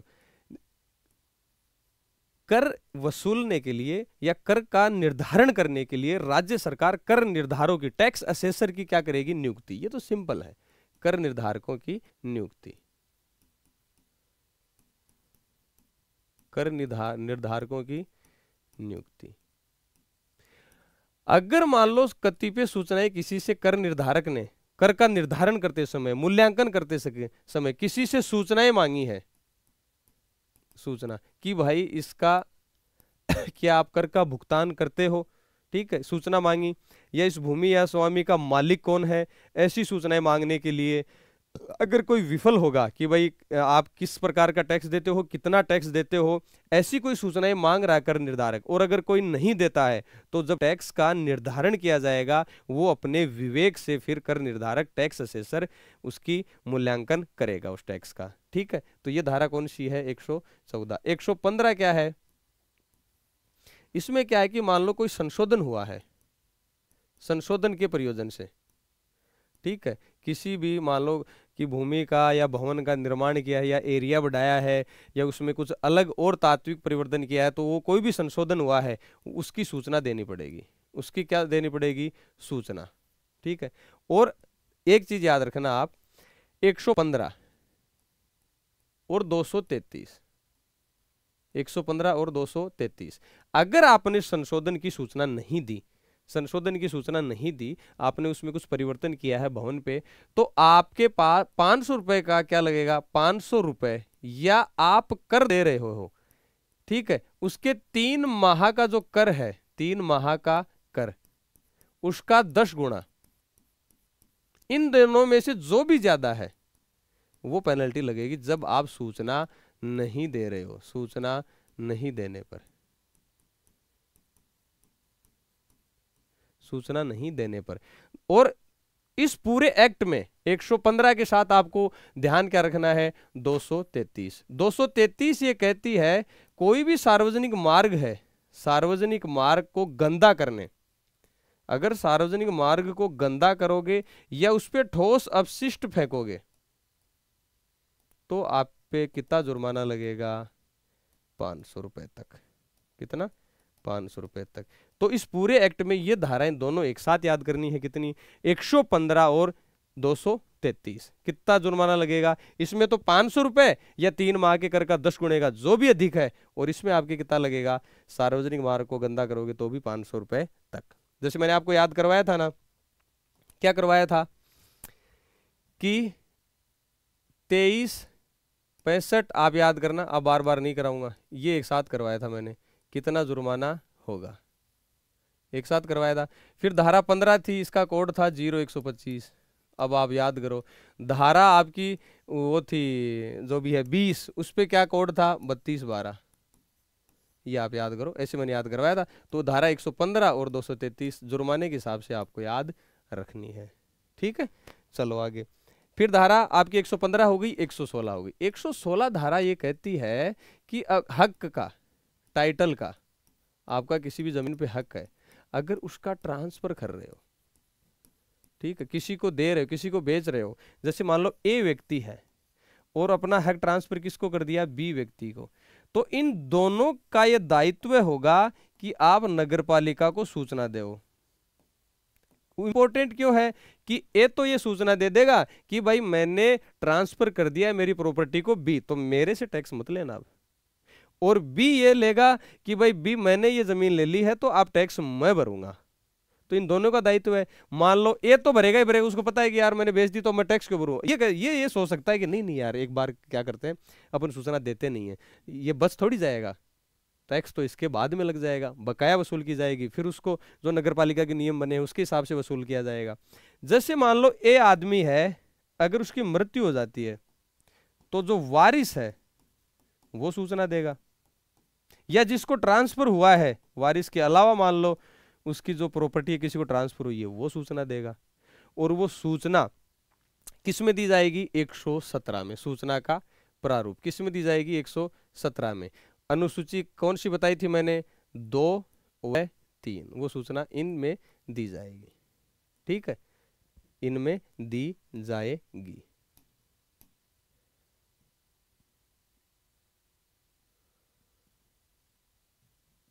ये लो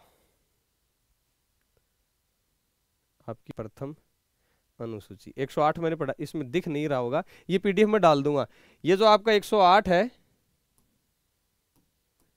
ये देखो 108 का खंड, इसमें ये लिखा हुआ है प्रथम अनुसूची, प्रथम अनुसूची, इसमें लिखा हुआ है कि नगरपालिका के निवासियों को इसके द्वारा नोटिस दिया जाता है कि नगरपालिका संलग्न नियम में परिभाषित कर पथ कर यथास्थिति उपकर अधिरोपित करना चाहती है। बताया था ना 108 में कर का अधिरोपण करने की प्रक्रिया, तो ये कह रही है कि प्रस्तावित कर के संबंध में आक्षेप करने वाला नगरपालिका का कोई भी निवासी इस नोटिस की तारीख से 1 माह के भीतर नगरपालिका को अपने लिखित आक्षेप भेज सकेगा। ये इसमें लिखा हुआ, ये पीडीएफ मैं आपको टेलीग्राम पे डलवा दूंगा। ये प्रथम अनुसूची है, प्रथम अनुसूची है जो आपने 108 में कर का अधिरोपण करने की प्रक्रिया पढ़ी थी। चलो देखो, फिर ये आपका 117 में है, ये आपको नहीं दिख रहा होगा, मैं थोड़ा इसमें बता देता हूं कि जब कोई भी ट्रांसफर है, अपने पढ़ा ना 116 में, कोई भी ट्रांसफर अगर वो लिखित होता है, लिखित द्वारा, तो ये है कि भाई आप नगरपालिका को सूचना दे रहे हो कि अध्यक्ष या मुख्य नगरपालिका अधिकारी, नगरपालिका जो भी है, किशनगढ़ है, मान लो नगर परिषद है तो किशनगढ़, उसको सूचना दी जा रही है कोई व्यक्ति कि मैं कैक है व्यक्ति, मैं कैक है या मैं रणजीत, राजस्थान नगरपालिका अधिनियम 2009 की धारा 116 यथापेक्षित इसके द्वारा संपत्ति का निम्नलिखित नोटिस मैं आपको देता हूं, ठीक है। उसके बाद अगर मान लो वो रिटर्न में नहीं देता है तो ये उसके लिए अनुसूची, तृतीय अनुसूची, ठीक है। फिर आगे आएगी वो मैं आपको और दिखा दूंगा, जो चौथी, पांचवी, छठी आएगी। चलो आगे चले, तो धारा अपन ने 117 भी पढ़ ली। अब धारा कौन सी है, 118।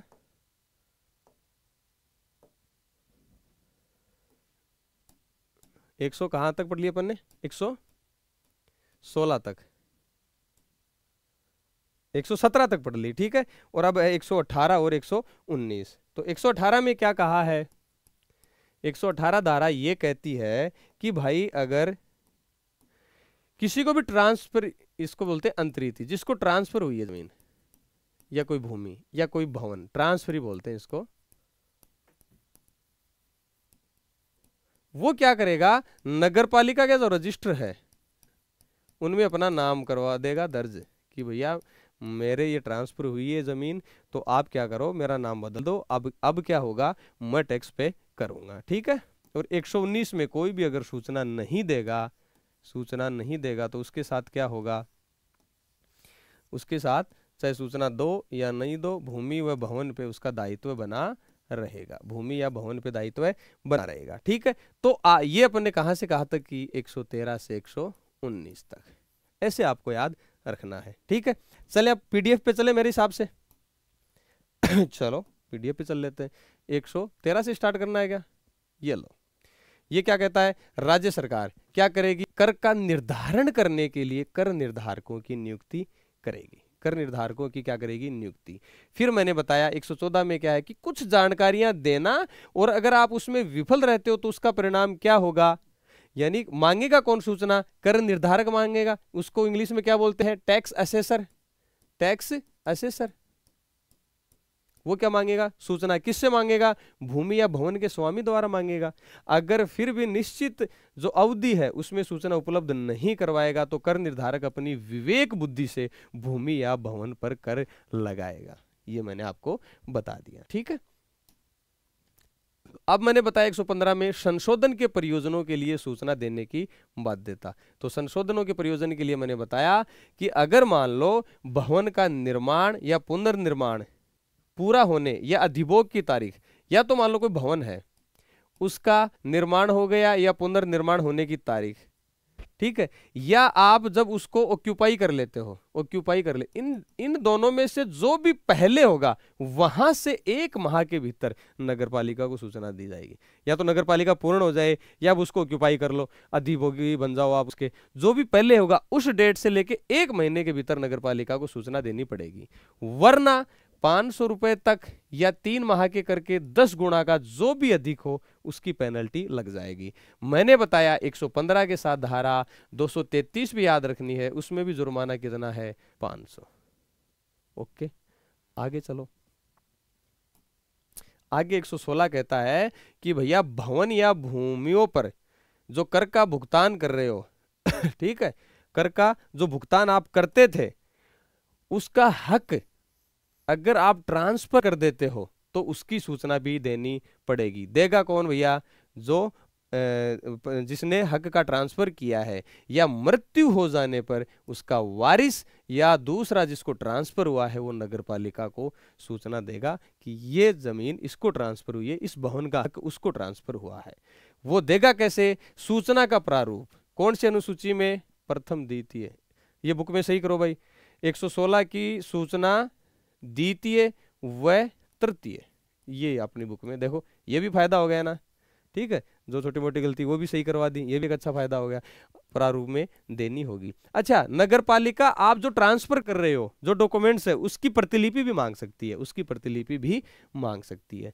फिर 118 क्या कह रहा है, 119 तक पढ़ाना अपन ने, 118 कह रहा है कि भैया जो ट्रांसफरी है, जिसको अंतरित ट्रांसफर हुआ है, उसका नाम नगरपालिका रजिस्टर में प्रतिस्थापन किया जाएगा। जो मूल व्यक्ति था ना, जैसे ए था उसने किसको कर दिया, बी, तो ये मूल व्यक्ति तो ये था, तो अब इसकी जगह नाम किसका प्रतिस्थापन होगा, बी का।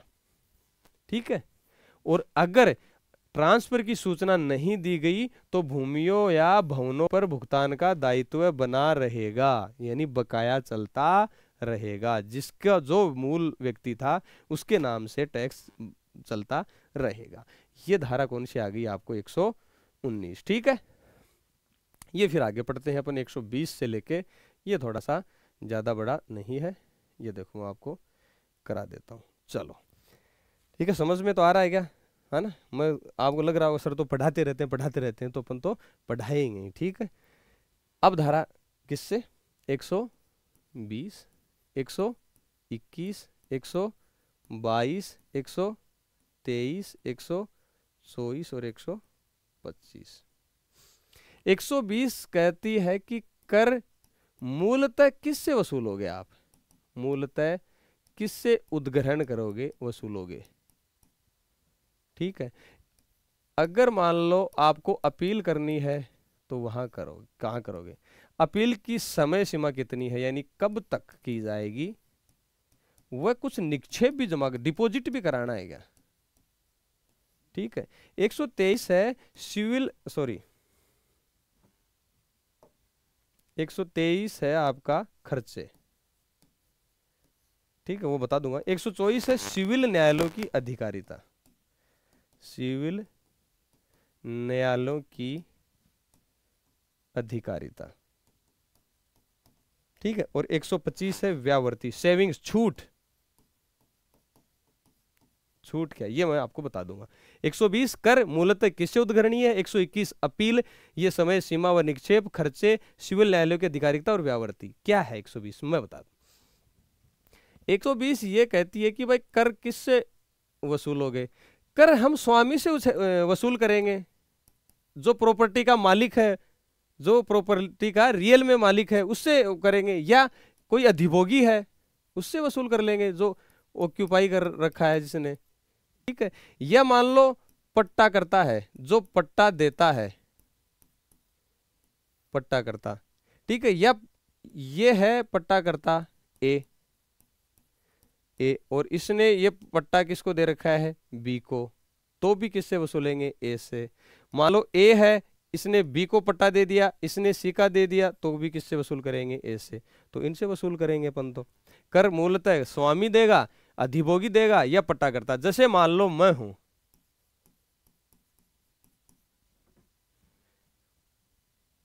ठीक है, और अपने सुनील सर हैं। ठीक है, सुनील सर को तो मैं तो क्या ही पट्टा दूंगा, सुनील सर हैं, तो ये पट्टा मैंने इनको दे दिया, किराए पे दे दिया। मान लो मैंने मकान इनको किराए पे दे दिया, ये मान लो, तो किराए पे दे दिया तो टैक्स तो किराएदार से थोड़ी लेगा, ले सकता है वो एक अलग कंडीशन होती है, लेकिन पट्टा किसका है मेरा है, तो मेरे से लेगा। ठीक है, उसके बाद में मान लो सुनील जी ने किसी सी आदमी को दे दिया, ठीक है, मैंने किराए पे दे दिया, इन्होंने आगे किराए पे दे दिया, तो भी किससे वसूल किया जाएगा मेरे से। ये तो किसमें है धारा 120 में। कर किससे मूलतः उद्घरणीय होगा। अगर मान लो आपको अपील करनी है, आपको अपील करनी है, तो किसको करोगे धारा 121 के तहत। अगर मान लो निगम है तब तो आप किसको करोगे आयुक्त को, और अगर परिषद है और नगरपालिका बोर्ड है तो किसको करोगे आप डीडीआर को। डीडीआर आप समझते ही हो, उपनिदेशक क्षेत्रीय को। 3 धाराएं आपको याद रखनी पड़ेंगी। एक तो 121 है, आपको ध्यान हो तो आप एक चीज और आप रखो कि जो त्यागपत्र दिया था अध्यक्ष और उपाध्यक्ष, वो किसको देते हैं याद करो, मुझे कमेंट में बताओ। तो एक तो त्यागपत्र वाला वो जो राज्य सरकार ने प्राधिकृत कर रहा है अधिकारी, किसको, यानी निगम वाला किसको देगा, परिषद वाला किसको देगा, वो। एक ये धारा अपील, और एक और आएगी धारा 194। ये तीनों एक साथ याद करना पड़ेगा, क्योंकि इसमें नगर निगम, नगर परिषद, बोर्ड किस किस को उसमें त्यागपत्र देते हैं, इसमें अपील किसको की जाती है, और 194 में आएगा जब समस्त निर्माण करेंगे, भवनों का निर्माण करेगा, जो भी नगर पालिका में निर्माण होगा उसकी अपील कहाँ करेगी, वो भी एक ऐसा आएगा। तो इन तीनों को एक बार अलग लिख लो, धारा 121 त्यागपत्र वाली, और आपका कौन सा 194, वो 194 आएगा तब और भी आपको बता देंगे। ठीक है, ये अपील हो गई, ये अपील हो गई। अब अपील कब की जाएगी, वो किसमें है 122 में, वो है 30 दिन के अंदर की जाएगी। एक बात तो ये, और जितना भी आप कर का दावा कर रहे हो, मान ले कर का दावा कर रहे हो, उसका 25% नगर पालिका में पहले जमा कराना पड़ेगा, नगर पालिका में पहले जमा कराना पड़ेगा। जैसे मान लो आप पे 10,000 का टैक्स है, कह रहे नहीं मेरा 10,000 टैक्स बनता ही नहीं, मैं अपील करूंगा, तो ठीक है 25% पहले जमा करा दो, उसके बाद अपील करो। ये क्या है 122 में। 123 में क्या है खर्चे, यानी खर्चे। ठीक है, अपील प्राधिकारी है जिसको आप अपील कर रहे हो, ठीक है, अपील प्राधिकारी या अपील अधिकारी है। तो इसमें 2 पार्टियां कौन है, एक तो जो अपील कर रहा है अपीलार्थी, और एक कौन है नगर पालिका है। तो अगर मान लो अपील की और पता चला कि वास्तव में नगरपालिका का हिसाब सही है, नगरपालिका ने जो बताया है वो कर लगेगा, तो और इस बीच जो खर्चा आया है, इनका अधिकारी गया है या इनका कर्मचारी गया है, और नगरपालिका का खर्चा वो अपीलार्थी से किसको दिलवाएगा, नगरपालिका से। और नगरपालिका जैसे भू राजस्व बकाया वसूल करती है, उस रीति से अपीलार्थी से पैसा वसूल किया जाएगा। और अगर मान लो अपीलार्थी के लिए खर्चा ये हुआ कि यार ये सही आदमी है, इसने जो अपील जो दायर की है उसके अनुसार इसका इतना पैसा बनता है, ये जो खर्चा हुआ नगरपालिका से दिलाएगा। अगर 30 दिन के अंदर इसको खर्चा नहीं दिया तो जो अपील अधिकारी है जिसके पास निधि का चार्ज है, कौन सी? नगर पालिका निधि का चार्ज है, उसको जो अपील प्राधिकारी है बोलेगा कि भाई जो तुम्हारे पास निधि है इसको पैसा दो, इसको पैसा दो, ये खर्चा है। 124 कहता है कि भाई सिविल न्यायालयों की कोई अधिकारिता नहीं होगी, ये हम जाने और हमारे जो नगर पालिका के लोग जाने, आपका कोई लेना देना नहीं है। लेकिन ये जो अपील प्राधिकारी है ये 90 दिन के अंदर अंदर 90 दिन के अंदर अंदर अपने आदेश की समीक्षा कर सकता है। उसको लगे सौ प्रेरणा से या शिकायत से या कोई उसके पास आवेदन करे और उसको लगे कि यार ये तो गड़बड़ हो गई थी, जैसे तो सुप्रीम कोर्ट करता है ना, समीक्षा रिव्यू करता है, तो ये भी क्या कर सकता है 90 दिन के अंदर अंदर समीक्षा कर सकता है अपने आदेश की। ठीक है। 125 क्या है? व्यावर्ती क्या होती है मैं बताता हूं। धारा 125, 137, 181 ये तीनों याद रखो। पूरे एक्ट में 3 ही जगह व्यावर्तियों की बात करी गई है या छूट की बात करी गई है, तीनों जगह, वो तीनों एक ही जगह याद रखो, लो साइड में लिख लो अपने, ठीक है, या किसी रजिस्टर में लिख लो। तीनों पूरे एक्ट में 3 ही जगह इनकी बात करी गई है। व्यावर्ती का मतलब होता है कि मान लो कोई आपने सूची बनाई, ठीक है, कोई आपने हिसाब किया, कैलकुलेशन करी किसी चीज की, अगर उसमें मिस्टेक हो जाती है, गलती या कोई त्रुटि हो जाती है लेखन संबंधी या टाइपिंग संबंधी, तो इसका मतलब ये नहीं है कि वो मामला अवैध हो जाएगा। ठीक है, ये चीज है इसमें कि कोई लेखन त्रुटि हो जाए किसी भी चीज में, या नाम जैसे मान लो कि राम की जगह गलती से रम लिखा गया, ठीक है, राम की जगह से गलती से रम, तो इसका मतलब ये नहीं है कि राम टैक्स जमा नहीं कराएगा, क्योंकि उसमें और भी चीजें होती हैं।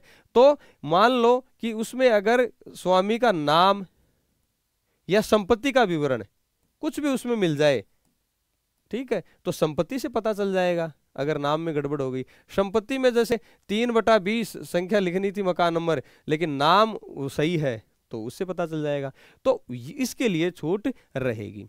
ठीक है। और अगर मान लो कोई टैक्स जमा करा रहा है, रसीदर वो है, तो इसका मतलब ये नहीं है कि उन कागज का उपयोग आप किसी हक के लिए करो कि ये मेरा इस पे कब्जा है, उस वो डॉक्यूमेंट्स वहां काम नहीं आएगा। ठीक है, ये धारा किसमें है? 125 में। पीडीएफ की तरफ अपन अग्रसर होते हैं।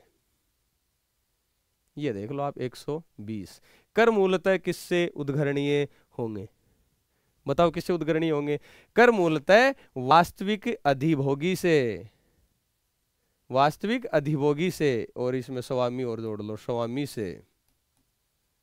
ठीक है बच्चों, स्वामी से, या संपत्ति या पट्टे पर दी गई है तो जो पट्टे पे दे सकता है उससे, उप पट्टे पे दी गई है तो वरिष्ठ उससे, और पट्टे पर नहीं दी गई है तो किसको? जिसको पट्टा रखने का अधिकार है, जिसका मैंने बताया कि जैसे संपत्तियां पट्टे पे दी गई है, ए ने बी को दे दिया पट्टे पे, तो इस पट्टेकर्ता से ही, बी ने आगे सी पे दे दिया, फिर भी ए पे। मूल स्वामी तो यही तो है, उसने तो खाली आगे पट्टे पे दिया है। और मान लो कोई खाली पड़ी है किसी जमीन, किसी का भवन खाली भवन है, तो इस पे टैक्स देगा कौन? तो इसका स्वामी देगा, जो पट्टा देने का अधिकार रखता है वो देगा। ठीक है, सिंपल सी बात है। अपील, अपील 130 के दिन जो डिमांड नोटिस होगा आगे पढ़ेंगे। अपील किसको करेगा? मैंने क्या बताया? नगर निगम में आयुक्त को करोगे, इन दोनों में किसको करोगे? डीडीआर, क्षेत्रीय उपनिदेशक स्थानीय निकाय। बात खत्म। आगे परिसीमा और दावाकृत का कर का पूर्ण निक्षेप किसको करोगे? 30 दिवस के भीतर भीतर क्या करी जाएगी? अपील। और जो आप दावा कर रहे हो जिस रकम का, उसका 25% नगर पालिका में जमा कराया जाएगा। खर्चे, खर्चे क्या है? खर्चे हैं भैया अपील में खर्च दिलाना, अपीलीय प्राधिकारी का विवेक होगा। और अगर 30 दिन के भीतर भीतर अगर अपीलार्थी को पैसा नहीं देते हो, तो जो नगरपालिका निधि की अभिरक्षा जिसके पास है उसको आदेश देगा अपील अधिकारी की उसको खर्चा दो, उसको खर्चा दो। फिर 124 में मैंने आपको बताया कि सिविल न्यायालयों की इसमें अधिकारिकता नहीं होगी, सिविल और दांडिक न्यायालयों की इसमें अधिकारिकता नहीं होगी। नगरपालिका में जो विहित रीति है उसके अनुसार टैक्स जमा कराएंगे। अपील प्राधिकारी का आदेश ही अंतिम होगा। और इसमें अपनी बुक में लिख लो कि 90 दिन के अंदर अंदर, 90 दिन के अंदर अंदर उस आदेश की मूल आदेश की समीक्षा कर सकता है। ठीक है, ये अपने लिख लो। छूट मैंने क्या बताई कि कोई भी कर निर्धारण सूची बना रहे हो, नोटिस है, बिल है उसमें कोई लेखन की गलती से अवैध नहीं माना जाएगा, बल्कि पहचान हो जाए कि यह व्यक्ति या संपत्ति का वर्णन कर दिया जाए वो ही काफी है। और मैंने बताया कि कर का उद्ग्रहण से संपत्ति का हक नहीं समझा जाएगा। ठीक है, आगे चले मेरे हिसाब से, चलो आगे चले, चलो। तो ये अपना बोर्ड है। अब आगे की जो धाराएं हैं वो कहां से पढ़ेंगे? 126, 127, 128, 29, 30, 31, 32, 33 और आपका 137 तक पढ़ेंगे। एक ही साथ पढ़ेंगे, एक ही साथ समझ में आ जाएगी आपकी। 126 ये कहता है कि दायित्व प्रकट करने की बाध्यता। बताऊंगा क्या है दायित्व प्रकट करने की बाध्यता। कर वसूल कौन करेगा? कर वसूल कौन करेगा, ये किसका कर्तव्य है? तो कर का वसूल करोगे तो क्या दोगे अगले को? बिल। और बिल में क्या क्या होगा? बिल की अंतर वस्तु। इनको एक साथ याद करोगे ना तब जाके याद होगा। भाई दायित्व प्रकट, दायित्व बताओगे कि भाई इसका दायित्व है कर जमा कराएगा, ये आदमी कर जमा कराएगा। कर वसूल करेगा कौन? उस कर को वसूल करने कैसे जाएगा? क्या डायरेक्ट चला जाएगा? क्या बिल उसको देगा, बिल भेजेगा? जैसे भाई अपने बिजली का बिल आता है तो बिजली का बोल बताएगा कौन कि किसका कितना क्या करे? अकाउंटेंट बैठे लोग, नगर पालिका का कर्मचारी बैठा है, वहां पे अधिकारी बैठा है। और वसूल करने का कर्तव्य किसका होगा? भाई जिसका भी जेईएन को, जिसको पावर दे रखी है वो क्या करेगा? भाई हर महीने या 2 महीने से क्या बिल प्रस्तुत करता है। बिल में क्या क्या होता है? बिल की अवधि होती है, कालावधि, कितना पैसा है, आप अपील कहाँ कर सकते हो, पेनल्टी कितने लगेगी, वो होती है। उसके बाद में अगर जमा नहीं कराते हो तो मांग नोटिस, ठीक है, मांग का नोटिस जिसको डिमांड नोटिस बोलते हैं। ठीक है, अगर वो भी नहीं जमा कराया तो भैया वारंट देगा, वारंट जारी करेगा। और वारंट जारी करेगा तो वारंट के निष्पादन के लिए वो कहीं प्रवेश करेगा, बलपूर्वक प्रवेश करेगा। और उसके निष्पादन करने की रीति क्या होगी? ठीक है भाई, उसको बिल दिया, वारंट निकाला। वारंट क्यों? क्योंकि पैसा ही जमा नहीं कराना, डिमांड नोटिस के बाद भी जमा नहीं कराना, तो क्या करेगा? वो कुर्क करेगा संपत्ति को, या क्या करेगा? अधिग्रहण करेगा उसको। ठीक है, संपत्ति को बेच देगा, विक्रय कर देगा। तो उस संपत्ति को बेचने के लिए वहां बलपूर्वक प्रवेश करेगा कि इसके पास क्या संपत्ति है, कहां से, कौन सी संपत्ति से पैसा लूं, तो वो देख के आएगा उसके घर पे जाके। और फिर वो जो रीति होगी वो, और मान लो विशेष मामलों में क्या हो जाएगा? इसका विक्रय। विशेष मामलों में विक्रय, मान लो संपत्ति गलने वाली है, जल्दी ही खराब होने वाली है, तो वो करेगा भी जल्दी जल्दी इसको बेचो, कि इसको रखने से इतना खर्चा आ रहा है कि यार कोई इस संपत्ति का अधिकार में लेने के बाद इसकी देखभाल में जितना बिल नहीं है उतना खर्चा आ गया। ठीक है, उसके बाद में है नगर पालिका के जो बाहर संपत्ति है, नगर पालिका के बाहर जो संपत्ति है उसका आप कैसे विक्रय, उसका विक्रय कैसे करोगे?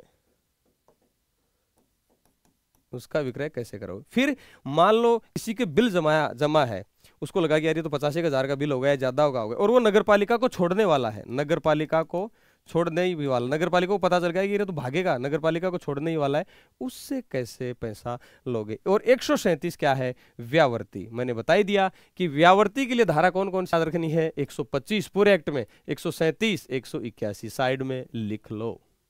ठीक है, चलो आगे। अब देखो मैंने क्या बताया, दायित्व प्रकट करने की बाध्यता किसकी होगी?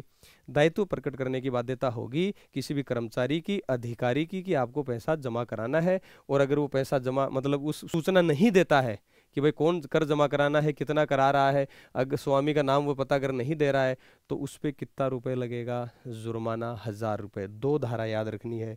जैसा कि मैंने बताया, जैसा कि मैंने क्या बताया कि वो धारा कौन सी थी? 115, 233 एक जगह करवाई, 23, 65 बार बार नहीं कराऊंगा अब मैं। ठीक है, धारा 15, 20 इनके बारे में क्या बताया? ऐसे ही धारा याद रखो। 126, 126 का आधा कितना? 13, 213। 213 होता है नालियों, जो नगर पालिका नालियां बनाती है उन पे अतिक्रमण, इनका जुर्माना कितना होता है? 1000। पूरे एक्ट में 2 ही धारा हैं, 1000, 2 ही धारा हैं 500, 15-20 का कोड बता दिया, ये 5000 वाली एक जगह टिका दो, जुर्माने एक भी नहीं छोड़ूंगा कि आपके याद नहीं हो, सारे याद करा दूंगा। ओके, चलो आगे। तो कर ये बता दिया। कर वसूल का कर्तव्य मुख्य नगर पालिका अधिकारी ईओ करेगा कर वसूल, या जिसको वो प्राधिकृत करेगा कि तू जा तू कर वसूल करेगा, वो 127 में। 128 में बिल प्रस्तुत करेगा कि ये बिल है, और बिल की अंतर वस्तु क्या होगी कि कितनी अवधि का बिल है, जैसे मार्च या अप्रैल 2 महीने का है, ठीक है, वो कितनी रकम है उसकी रकम आ जाएगी, और आप अपील कहाँ करोगे वो बिल की अंतर वस्तु। तो फिर 130 में क्या है कि अगर वो 15 दिन के अंदर बिल जमा नहीं कराता है तो डिमांड नोटिस देगा, ठीक है। और अगर डिमांड नोटिस के 15 दिन बाद तक भी बिल जमा नहीं कराता है, या अधिकारी को समुचित उचित कारण नहीं बताता है कि यार मैं कैसे जमा नहीं कराऊंगा, तो या 121 जो पड़ गए हैं उसके तहत अपील भी नहीं करी है, तो उसको वारंट दिया जाएगा कि ये वारंट है, और अब क्या किया जाएगा, अब क्या किया जाएगा, ये वारंट है, अब इसकी संपत्ति को कुर्क किया जाएगा या संपत्ति को बेचा जाएगा। ये वारंट, ये धारा कौन सी हो गई, जो डिमांड नोटिस है ये 130 धारा है, इसको जोड़ेंगे तो चौथी अनुसूची के अनुसार उसको दिया जाएगा। और ये वारंट किसके अनुसार दिया जाएगा, 5वीं अनुसूची के, 5वीं अनुसूची के, ठीक है। तो उसकी जब संपत्ति जब्त होगी वारंट में, जब उसकी संपत्ति जब्त होगी तो कौन कौन सी हो सकती है, या तो जंगम हो सकती है, या मतलब चल संपत्ति, या क्या हो सकती है, अचल संपत्ति। तो इस चल संपत्ति का जो चौथी अनुसूची में है ना, वो लिखेगा चौथी अनुसूची में कि ये आपकी जब्त की जाएगी। और अचल संपत्ति है वो नगर पालिका निर्धारित करेगी कि इसको कैसे जब्त किया जाए, ठीक है, कैसे किया जाए, ठीक है। और 131 क्या है, 3 और 2 5, कौन सी अनुसूची, 5वीं, कौन सी अनुसूची है ये आपकी, 5वीं। चौथी में तो मानिए इसको थोड़ा सा ध्यान देना, ये कौन सी है, 5वीं होगी इसमें, है ना, 5वीं अनुसूची, ठीक है। ओके, अब चलते हैं, वारंट दे दिया, अब ये बलपूर्वक प्रवेश करेगा वहां, क्या देखने की यार, वारंट को लेके। तो ये सूर्यास्त से सूर्योदय के बीच, सॉरी सूर्यास्त नहीं, सूर्योदय से लेके सूर्यास्त के बीच, यानी दिन उगने से लेके दिन छिपने के बीच में कभी जा सकता है, बलपूर्वक प्रवेश कर सकता है। दया को साथ भी ले सकता है कि दया दरवाजा तोड़ दे, यानी दरवाजा भी तोड़ा सकता है, खिड़की के थ्रू भी प्रवेश कर सकता है अगर वो नहीं माने तो, ठीक है। लेकिन अगर कोई महिला है वहां पे कमरे में है, उसको पहले 3 घंटे का नोटिस देगा, 3 घंटे बीत जाने के बाद ही प्रवेश करेगा। ये किसमें, 132 में। निष्पादन की रीति क्या होगी, रीति क्या होगी, सूची कौन सी आएगी, 3 और 3 6, 6ठी अनुसूची में। अगर आप चल संपत्ति का अधिग्रहण कर रहे हो, जब्त कर रहे हो चल का, तो वो 6ठी अनुसूची में उसकी सूची बनाएगा कि 6ठी अनुसूची में कि ये इसके पास चल संपत्ति है उसको, फिर ठीक है। और अगर आपके पास अचल संपत्ति है तो उस नोटिस की घोषणा उस संपत्ति के आगे ढोल बजाकर घोषणा की जाएगी कि इसकी संपत्ति क्या कर रहे हैं, कुर्क कर रहे हैं। या उसके एक जो अच्छे से दिखाई दे, सब लोगों को दिखाई दे, वो आते जाते आदमी को, वहां क्या चिपका देगा, एक नोटिस चिपका देगा, एक नगर पालिका के अंदर चिपका देगा, एक जिला कलेक्टर के कार्यालय में। लेकिन ध्यान रखना, चल संपत्ति है, जब अपन उससे पैसा इकट्ठा कर रहे हैं या वसूल कर रहे हैं, कर वसूल कर रहे हैं, तो चल संपत्ति का निकटतम अनुपात के हिसाब से उसका दाम लगाएंगे। जैसे मान लो उसकी मोटरसाइकिल उठा के लाते हैं, तो मोटरसाइकिल ये नहीं है कि भाई जैसे है 10 साल पुरानी और वो जो नई खरीदी थी उसका पैसा लगा दिया, नहीं, उसके बराबर। और ये जो अपन निष्पादन कर रहे हैं, जब कुर्क कर रहे हैं, तब ये ध्यान रखेगा कि भाई जो व्यक्ति है जिसपे कर वसूल कर रहे हैं, उसका, उसके बच्चों का, उसके वाइफ के जो पहनने के वस्त्र हैं या ओढ़ने के बिछाने के बिस्तर हैं, उनको क्या नहीं करेंगे, कुर्क नहीं करेंगे। या कोई शिल्पी है, उनके औजार हैं, उनको कुर्क नहीं करेंगे। या कोई किसान है, उसके बेचारे के खेती के उपकरण है, उनको कुर्क नहीं करेंगे। ये चीज अपने को ध्यान रखनी है, ठीक है।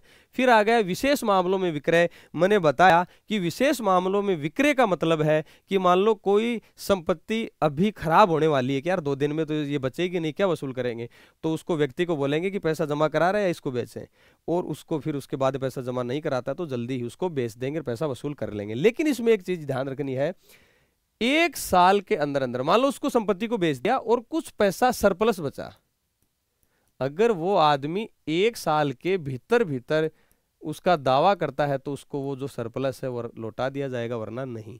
ये 1 साल याद रखना। ऐसी 3 जगह आएगा, 1 साल आएगा, 7 दिन आएगा, 90 दिन आएगा। इस धारा को याद रखना कि अधिशेष के लिए 1 साल, फिर एक धारा में और आएगा अधिशेष के लिए 7 दिन, जो मतलब कि वो पशु पक्षी किसी का पकड़ लेंगे, पशु जब्त कर लेंगे, तब आएगा ये आगे चैप्टर में, ठीक है। और एक बार 90 दिन वाला। ये तीनों चीजें उसी समय में एक जगह कराऊंगा, लेकिन मैं उस समय पूछूंगा कि कौन सी धारा में वो अधिशेष 1 साल के लिए दावा कर सकता था अधिशेष के लिए, ठीक है। फिर ये विशेष मामलों में हो गया। अगर मान लो नगर पालिका के बाहर कोई संपत्ति है, उसका क्या करोगे? नगर पालिका के बाहर जो संपत्ति है, तो जैसे मान लो दूसरी नगर पालिका में है, तो वहां के नगर पालिका अधिकारी को, सीएमओ को नोट दे सकते हैं वारंट की, यार ये कर, या तहसीलदार को दे सकते हैं। वो तहसीलदार या नगर पालिका अधिकारी अपने अधीनस्थ को भी वो क्या कर सकता है, कह सकता है कि यार ये वारंट से तू संपत्ति को रख कर और पैसा ला, और वो जो उनके खर्चा लगेगा उसको काटने के बाद में जो पैसा बचा वो उस अपने को, जो जिस नगर पालिका का बकाया था उसको भेज देगा। अगर नगर पालिका छोड़ने ही वाले हो तो जैसे नगर पालिका को पता चले उसके पास बिल पहुंचाएंगे, और उसके बाद डिमांड नोटिस नहीं देंगे, सीधा संपत्ति क्या करेंगे, कुर्क करेंगे। और व्यावर्ती मैंने बता ही दिया कि क्या होता है, कोई भी लेखन संबंधी त्रुटि होती है तो क्या करेंगे, कोई भी वो अवैध माना नहीं जाएगा। पीडीएफ की तरफ चलते हैं, और पीडीएफ अपने को क्या कहती है, चलो आपका 126 दायित्व प्रकट करने की बाध्यता किसकी होगी, मुख्य नगर पालिका अधिकारी की, या टैक्स असेसर की, या कोई भी प्राधिकृत अधिकारी कर दें। क्या उस व्यक्ति को क्या पूछेंगे, क्या भाई तू कर का भुगतान का दायी है? रकम का निर्धारण, स्वामी का नाम हुआ, पता। मैंने बताया धारा 126, 26 का आधा कितना, 15, तो 215, सॉरी 26 का आधा कितना, 213। वहां भी जुर्माना कितना है, 1000 रुपए तक, एक जगह मैंने करवा दिया। उसके बाद है कि भाई करों को वसूल करने का कर्तव्य क्या होगा, किसका होगा, वही मैंने बता दिया था, सीएमओ साहब का, ईओ साहब का, या किसी प्राकृतिक अधिकारी को बोले तो। फिर है कि मान लो नगरपालिका करों के दायी व्यक्तियों को बकाया के रूप में क्या जमा कराया जाए, उसको देगा बिल, और बिल की अंतर वस्तु किसमें है, 129 में। क्या क्या है, कालावधि, भुगतान न किए जाने पर दायित्व, और अपील की अवधि। कोई दिक्कत? सारी चीज मैंने आपको समझा दी है, ठीक है। चलो, मांग का नोटिस मैंने बताया ना, डिमांड नोटिस देगा। अगर बिल जारी होने के 15 दिन के भीतर राशि जमा नहीं करवाता है तो डिमांड नोटिस देगा। उसके बाद भी जमा नहीं कराता है तो वारंट जारी करेगा, उसके खिलाफ वारंट जारी करेगा। कब? मैंने बताया कि जब राशि जमा नहीं कराए 15 दिन के बाद, बिल के 15 दिन के बाद, एक मतलब डिमांड नोटिस के 15 दिन के बाद, या कारण नहीं बताए, या 121 के तहत क्या नहीं करे, अपील नहीं करे, तो क्या होगा, वारंट जारी करेगा। और मैंने आपको बताया कि वारंट जब जारी करेगा तो चल संपत्ति के लिए, चल संपत्ति के लिए क्या करेगा, 5वीं अनुसूची, कौन सी अनुसूची, 5वीं अनुसूची में वारंट जारी करेगा। और अचल संपत्ति के लिए नगर पालिका निर्धारित करेगी। और उस वारंट की क्या खासियत होगी आपको पता है, 3 वर्ष बाद बीतने के बाद वारंट जारी नहीं किया जाएगा। ये देखो, 3 वर्ष के बाद वारंट जारी नहीं किया जाएगा। अगर कोई भू राजस्व प्रदान करने वाली कोई है तो उसको क्या करेगा, अधिकारियों से जो भू राजस्व इकट्ठा करते हैं, जैसे जिला कलेक्टर राजस्व विभाग करता है, उनसे अनुरोध करेगा कि आप वसूल कर सकते हैं। और वारंट मुख्य नगरपालिका अधिकारी द्वारा हस्ताक्षरित होगा, ठीक है। और अगर मान लो नगरपालिका के बाहर कोई आदमी है तो किसको देगा, मैंने बताया मुख्य नगरपालिका अधिकारी या तहसीलदार को। और ये किसी अधीनस्थ कर्मचारी को भी ये वसूलने के लिए वारंट दे सकते हैं। ये किसमें, 131 में। 132 क्या कहती है, बलपूर्वक प्रयास, यानी जो वारंट है उसके लिए सूर्योदय और सूर्यास्त के बीच किसी भी समय, इन दोनों के बीच, और अगर महिला हो तो 3 घंटे का नोटिस। 133 क्या कहती है मुझे बताओ, वारंट को निष्पादित करने की रीति क्या होगी। मैंने बताया कि अगर जंगम संपत्ति है, अगर जंगम संपत्ति है तो उसका निकटतम अनुपात लेगी, ठीक है, और 6ठी अनुसूची में उसको लिस्ट बना के देगा। अगर स्थावर संपत्ति है तो ढोल बजाकर बताया जाएगा, आदेश की दृश्यमान भाग पर प्रति लगाएगा, कलेक्टर कार्यालय में, नगरपालिका में। एक चीज और इसमें करनी है कि उस भूमि का वो न ट्रांसफर कर सकेगा न उसको बेच सकेगा। फिर मैंने बताया कि किस संपत्ति की कुर्की नहीं की जाएगी, उसकी पत्नी, बच्चों व खुद के पहनने के आवश्यक वस्त्र और भोजन पकाने के बर्तन। फिर बताया शिल्पियों के औजार और खेती के उपकरण, बीज, पशु आदि, ठीक है। ये मैंने आपको ऑलरेडी ही बता दिया। चलो आगे। फिर मान लो कुर्क की गई संपत्ति का विशेष मामलों में मैंने बताया कि पहले उनको बताएगा कि भाई ये संपत्ति हम बेच देंगे या तो पैसा जमा करा दो। अगर वो नहीं जमा कराता है, जो कि शीघ्र ही नष्ट होने वाली है, तो क्या करेगा, उसकी नीलामी कर देंगे, नीलामी कर देंगे, हाथों हाथ उसको बेच देंगे। और जो अधिशेष है, अगर वो 1 वर्ष के भीतर जमा नहीं करा, 1 वर्ष के भीतर दावा करता है तो उसको वापस दे देंगे। अगर नहीं दावा करता है तो नगर पालिका की संपत्ति हो जाएगी वो। ठीक है, फिर आगे, फिर है नगर पालिका के बाहर कुर्की और विक्रय। मैंने बताई दिया आपको कि वहाँ के जो तहसीलदार या नगर पालिका अधिकारी को देते हैं, और अपनी वसूली किए गए समस्त खर्चे को घटाने के बाद किसको दे देगा, नगर पालिका को। ठीक है, और यदि किसी व्यक्ति से, हाँ 136 क्या है कि नगर पालिका छोड़ने ही वाला हो, नगर पालिका छोड़ने ही वाला, उसको सीधा बिल देंगे। और अगर वो बिल नहीं भुगतान करता है तो कोई डिमांड, वो आपको बिल, उसको डिमांड नोटिस नहीं देंगे, सीधे क्या करेंगे, कुर्की करेंगे। व्यावर्तीय मैंने आपको बताई दी। ठीक है, तो ये धारा कौन सी होगी आपकी, 137। फिर 3 धाराएं हैं, 138, 139 और 140। इन तीनों को याद करनी है। 138, 139, 140, यानी कोई भी कर या कोई भी आप अगर बकाया जो भी जमा कराते हो तो हमेशा क्या लोगे, रसीद। अगर रसीद लोगे, ठीक है। अगर मान लो नोटिस वोटिस, डिमांड का नोटिस, उनसे अगर कर वसूल करने में फिर भी विफल हो जाते हो तो आप मुकदमा, अल्टरनेटिव वाद आपको लगाने की शक्ति होगी। और 140 है कि भूमि या भवन का हमेशा क्या बना रहेगा, अगर कर जमा नहीं कराते हो तो भूमि या भवन पर कर का दायित्व बना रहेगा। ये तीनों धाराएं सिंपल सी हैं। देखो 138 कहता है कि रसीद दी जाएगी और वाद लाने, ये वाद नहीं है, ये वाद नहीं है, क्या वाद, शूट जिसको बोलते हैं, ठीक है, कोर्ट में आप ला सकते हो कि कुर्की और विक्रय द्वारा कार्रवाई करने के बजाय नगर पालिका अधिकारी यदि राशि वसूल करने में विफल रहता है तो न्यायालय में क्या ला सकता है, वाद। और करों के लिए भूमि या भवन पर हमेशा दायित्व बना रहेगा। ठीक है, अगर अधिभोगी 1 वर्ष से कम अवधि तक रह रहा है, वो कोई ऑक्यूपायर, ठीक है, तो उससे वसूल नहीं की जाएगी। होता है ना आजकल 11 महीने का एग्रीमेंट करते हैं, ऐसा कुछ होता है। अगर अधिभोगी 1 साल से ज्यादा के लिए रह रहा तो उससे भी वसूल कर सकती है। तो ये अपना आज का चैप्टर कंप्लीट, चैप्टर 7 कंप्लीट। ठीक है, तो कैसा लगा आपको? मेरे हिसाब से बढ़िया तरीके से धाराएं आपको याद करा दी हैं और रिवीजन कर लेते हैं इसका।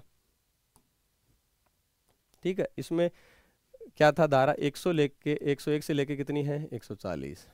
मैंने बताया 101 से लेके 106 तक 107 याद करनी, 107 से 112, 113 से 119 और आपका 120 से 125, फिर 126 से 137 और 138 से लेके 140, ये याद करनी थी अपने को। ठीक है, चलो इसका अपन रिवीजन कर लेते हैं जो अपन ने पढ़ा है। ठीक है, फटाफट कर लेते हैं। 107 क्या था, करारोप, 107 से भी आगे था। ठीक है, 101, 2,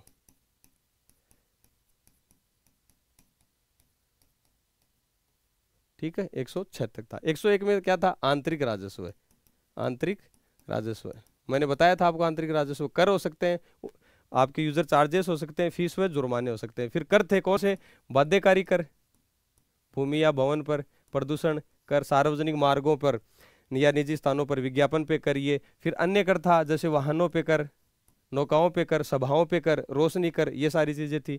फिर 100 जो आपकी नागरिक सेवाएं हैं उनके लिए क्या, यूजर चार्जेस, जो भी जल निकास है, मल वहन है या कचरा वगैरह इकट्ठा करने के लिए।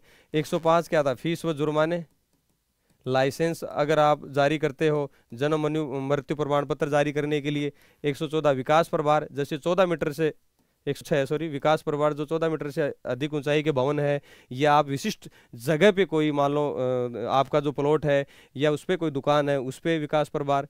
ठीक है, उसके बाद था अपना 107 करारोपण से छूट, जो नगर पालिका की संपत्ति पे हो सकती है, केंद्र व राज्य सरकार की संपत्ति पे हो सकती है, कोई सार्वजनिक पूजा स्थल उस पर करारोपण से छूट मिल सकती है। कर लगाने की प्रारंभिक प्रक्रिया क्या थी कि भैया आप साधारण बैठक से क्या करो, कोई कर का चयन करो, प्रारूप निकालो, 108 में कौन सी है, फर्स्ट अनुसूची में। उसके बाद में 1 महीने का टाइम दो, उसके बाद में उनके ऑब्जेक्शन लो, कोई समिति बना दो और वो सिफारिश कर देगी। फिर एक निश्चित एक लोग पब्लिक नोटिस निकाल देंगे और एक निश्चित तारीख को विशेष संकल्प द्वारा घोषणा कर देगा। करों में परिवर्तन, ये दोनों इसके अनुसार लग जाएंगे। राज्य सरकार स्थगित कर सकती है, कर को प्रतिशत करती है कि भाई जन साधारण के प्रतिकूल है, और ऐसा ही कौन कर सकता है, नगर पालिका। ठीक है, उसके बाद क्या था अपना, ये 113। ठीक है, 113 से लेकर 119 तक कर का निर्धारण, यानी कर का निर्धारण करने के लिए, मूल्यांकन करने के लिए निर्धारकों की नियुक्ति करेगी। फिर ये क्या करेगा, कतिपय सूचनाएं मांगेगा और विफल रहेगा अगर तो अपने विवेक से कर का निर्धारण कर देगा। फिर कह रहा है कि भाई संशोधनों के प्रयोजन की सूचना, कि भाई कोई भी संशोधन हुआ है उसकी प्रयोजन की सूचना किसको देनी पड़ेगी, नगर पालिका को। फिर 116 क्या है, हक का ट्रांसफर कर रहे हो आप तो उसकी सूचना भी आपको किसको देनी पड़ेगी, नगर पालिका को। और वो जो 117 में प्रारूप है दूसरी और तीसरी अनुसूची, उसके अनुसार आपको ये देनी पड़ेगी। फिर है अगर कोई ट्रांसफर ही है, जिसको ट्रांसफर किया गया है जो भी जमीन या भूमि, तो वो नगरपालिका रजिस्टर में अपना नाम मूल दायी व्यक्ति की जगह क्या कराएगा, प्रतिस्थापन कराएगा। और अगर मान लो सूचना देने में विफल रहते हैं तो कर का दायित्व उन पे बना रहेगा। ठीक है, फिर अपनी थी 120 से लेके 125 तक। कर किससे वसूलेंगे, स्वामी से वसूलेंगे, पट्टाकर्ता से, या और उसको अगले को पट्टा दे देता तो मतलब मूल दायी व्यक्ति से वसूलेंगे। अपील किसको कर सकते हैं, आयुक्त को कर सकते हैं, और बोर्ड या परिषद के लिए किसको कर सकते हैं, डीडीआर को। समय सीमा 30 दिन के भीतर। निक्षेप जो कर है, जो दावाकृत कर है उसका 25%। खर्चे कौन दिलाएगा, जो अपील अधिकारी है वो दिलाएगा। सिविल न्यायालयों की अधिकारिता नहीं रहेगी, अपील अधिकारी का आदेश अंतिम होगा, वो 90 दिन के अंदर अंदर आदेश का क्या कर सकता है, समीक्षा कर सकता है। व्यावर्ती मैंने बताई दी है। फिर अपन कहां से कहां, 126 से लेके 126 क्या कहती है, दायित्व प्रकट करने की। जो अधिकारी है, जो कर्मचारी है, वो बताएगा कि भाई आपको पैसा जमा कराना है। और 126 और 213 आपको याद रखना है, मैंने बता ही दिया था। कर वसूल करने का किसका, ईओ का अधिकार है। बिल, उसके बाद बिल में जो वंतु वस्तु है वो बताएगा, कि अवधि बताएगा कितना पैसा है। अगर वो 15 दिन के अंदर जमा नहीं कराता है तो डिमांड नोटिस जारी करेगा, फिर भी जमा नहीं कराता है तो वारंट जारी किया जाएगा। तो 130 में चौथी अनुसूची के अनुसार तो डिमांड नोटिस हो जाएगा, और 5वीं अनुसूची अचल संपत्ति का विवरण हो जाएगा। फिर वो सूर्यास्त से सूर्यास्त, सूर्योदय से सूर्यास्त के बीच में क्या कर सकता है, प्रवेश कर सकता है। अगर महिला वहां है तो 3 घंटे का नोटिस देगा। ठीक है, फिर है 133 अनुसूची छठी, चल संपत्ति के लिए वो सूची बनाएगा। और अचल संपत्ति के लिए वो क्या करेगा, ढोल बजाकर वहाँ ये घोषणा करेगा, या सहज दर से जो भाग है वहाँ पे चिपका देगा नोटिस। फिर 134 अगर वो खराब होने वाली है, जो है भूमि, जो भवन है या कोई संपत्ति है, तो उसका जल्दी से विक्रय कराएगा। और अधिशेष जो बचेगा, अगर 1 वर्ष के भीतर भीतर दावा करता है कोई व्यक्ति तो उसको दे देगा। नगरपालिका के बाहर अगर किसी संपत्ति का विक्रय करना है तो उस नगरपालिका का नगरपालिका अधिकारी या कोई तहसीलदार वो खर्चे अपने काटने के बाद जो उनके खर्चा हुआ उस चीज का नगरपालिका को लौटा देगा। अगर कोई नगरपालिका छोड़ने ही वाला हो, उसको बिल जमा कराए, बिल देंगे उसको, और बिल के बाद सीधा क्या देंगे, वारंट उसको देंगे। व्यावर्ती मैंने बताई दिया, छूट। ठीक है, फिर 3 धाराएं 138, 139 और 140। रसीद जमा कराएगा, मतलब रसीद मिलेगी जो भी आप कर जमा करा रहे हो। मुकदमा ला सकते हैं कर के लिए। और अगर आप कोई भी कर या कुछ जमा या सूचना नहीं दे रहे हो तो भूमि या भवन पे हमेशा क्या बना रहेगा, प्रथम प्रभार बना रहेगा। इसी के साथ ही आपका चैप्टर खत्म होता है। ठीक है, पढ़ते रहिए, मुस्कुराते रहिए और देखते रहिए रणजीत से। Okay, thank you very much.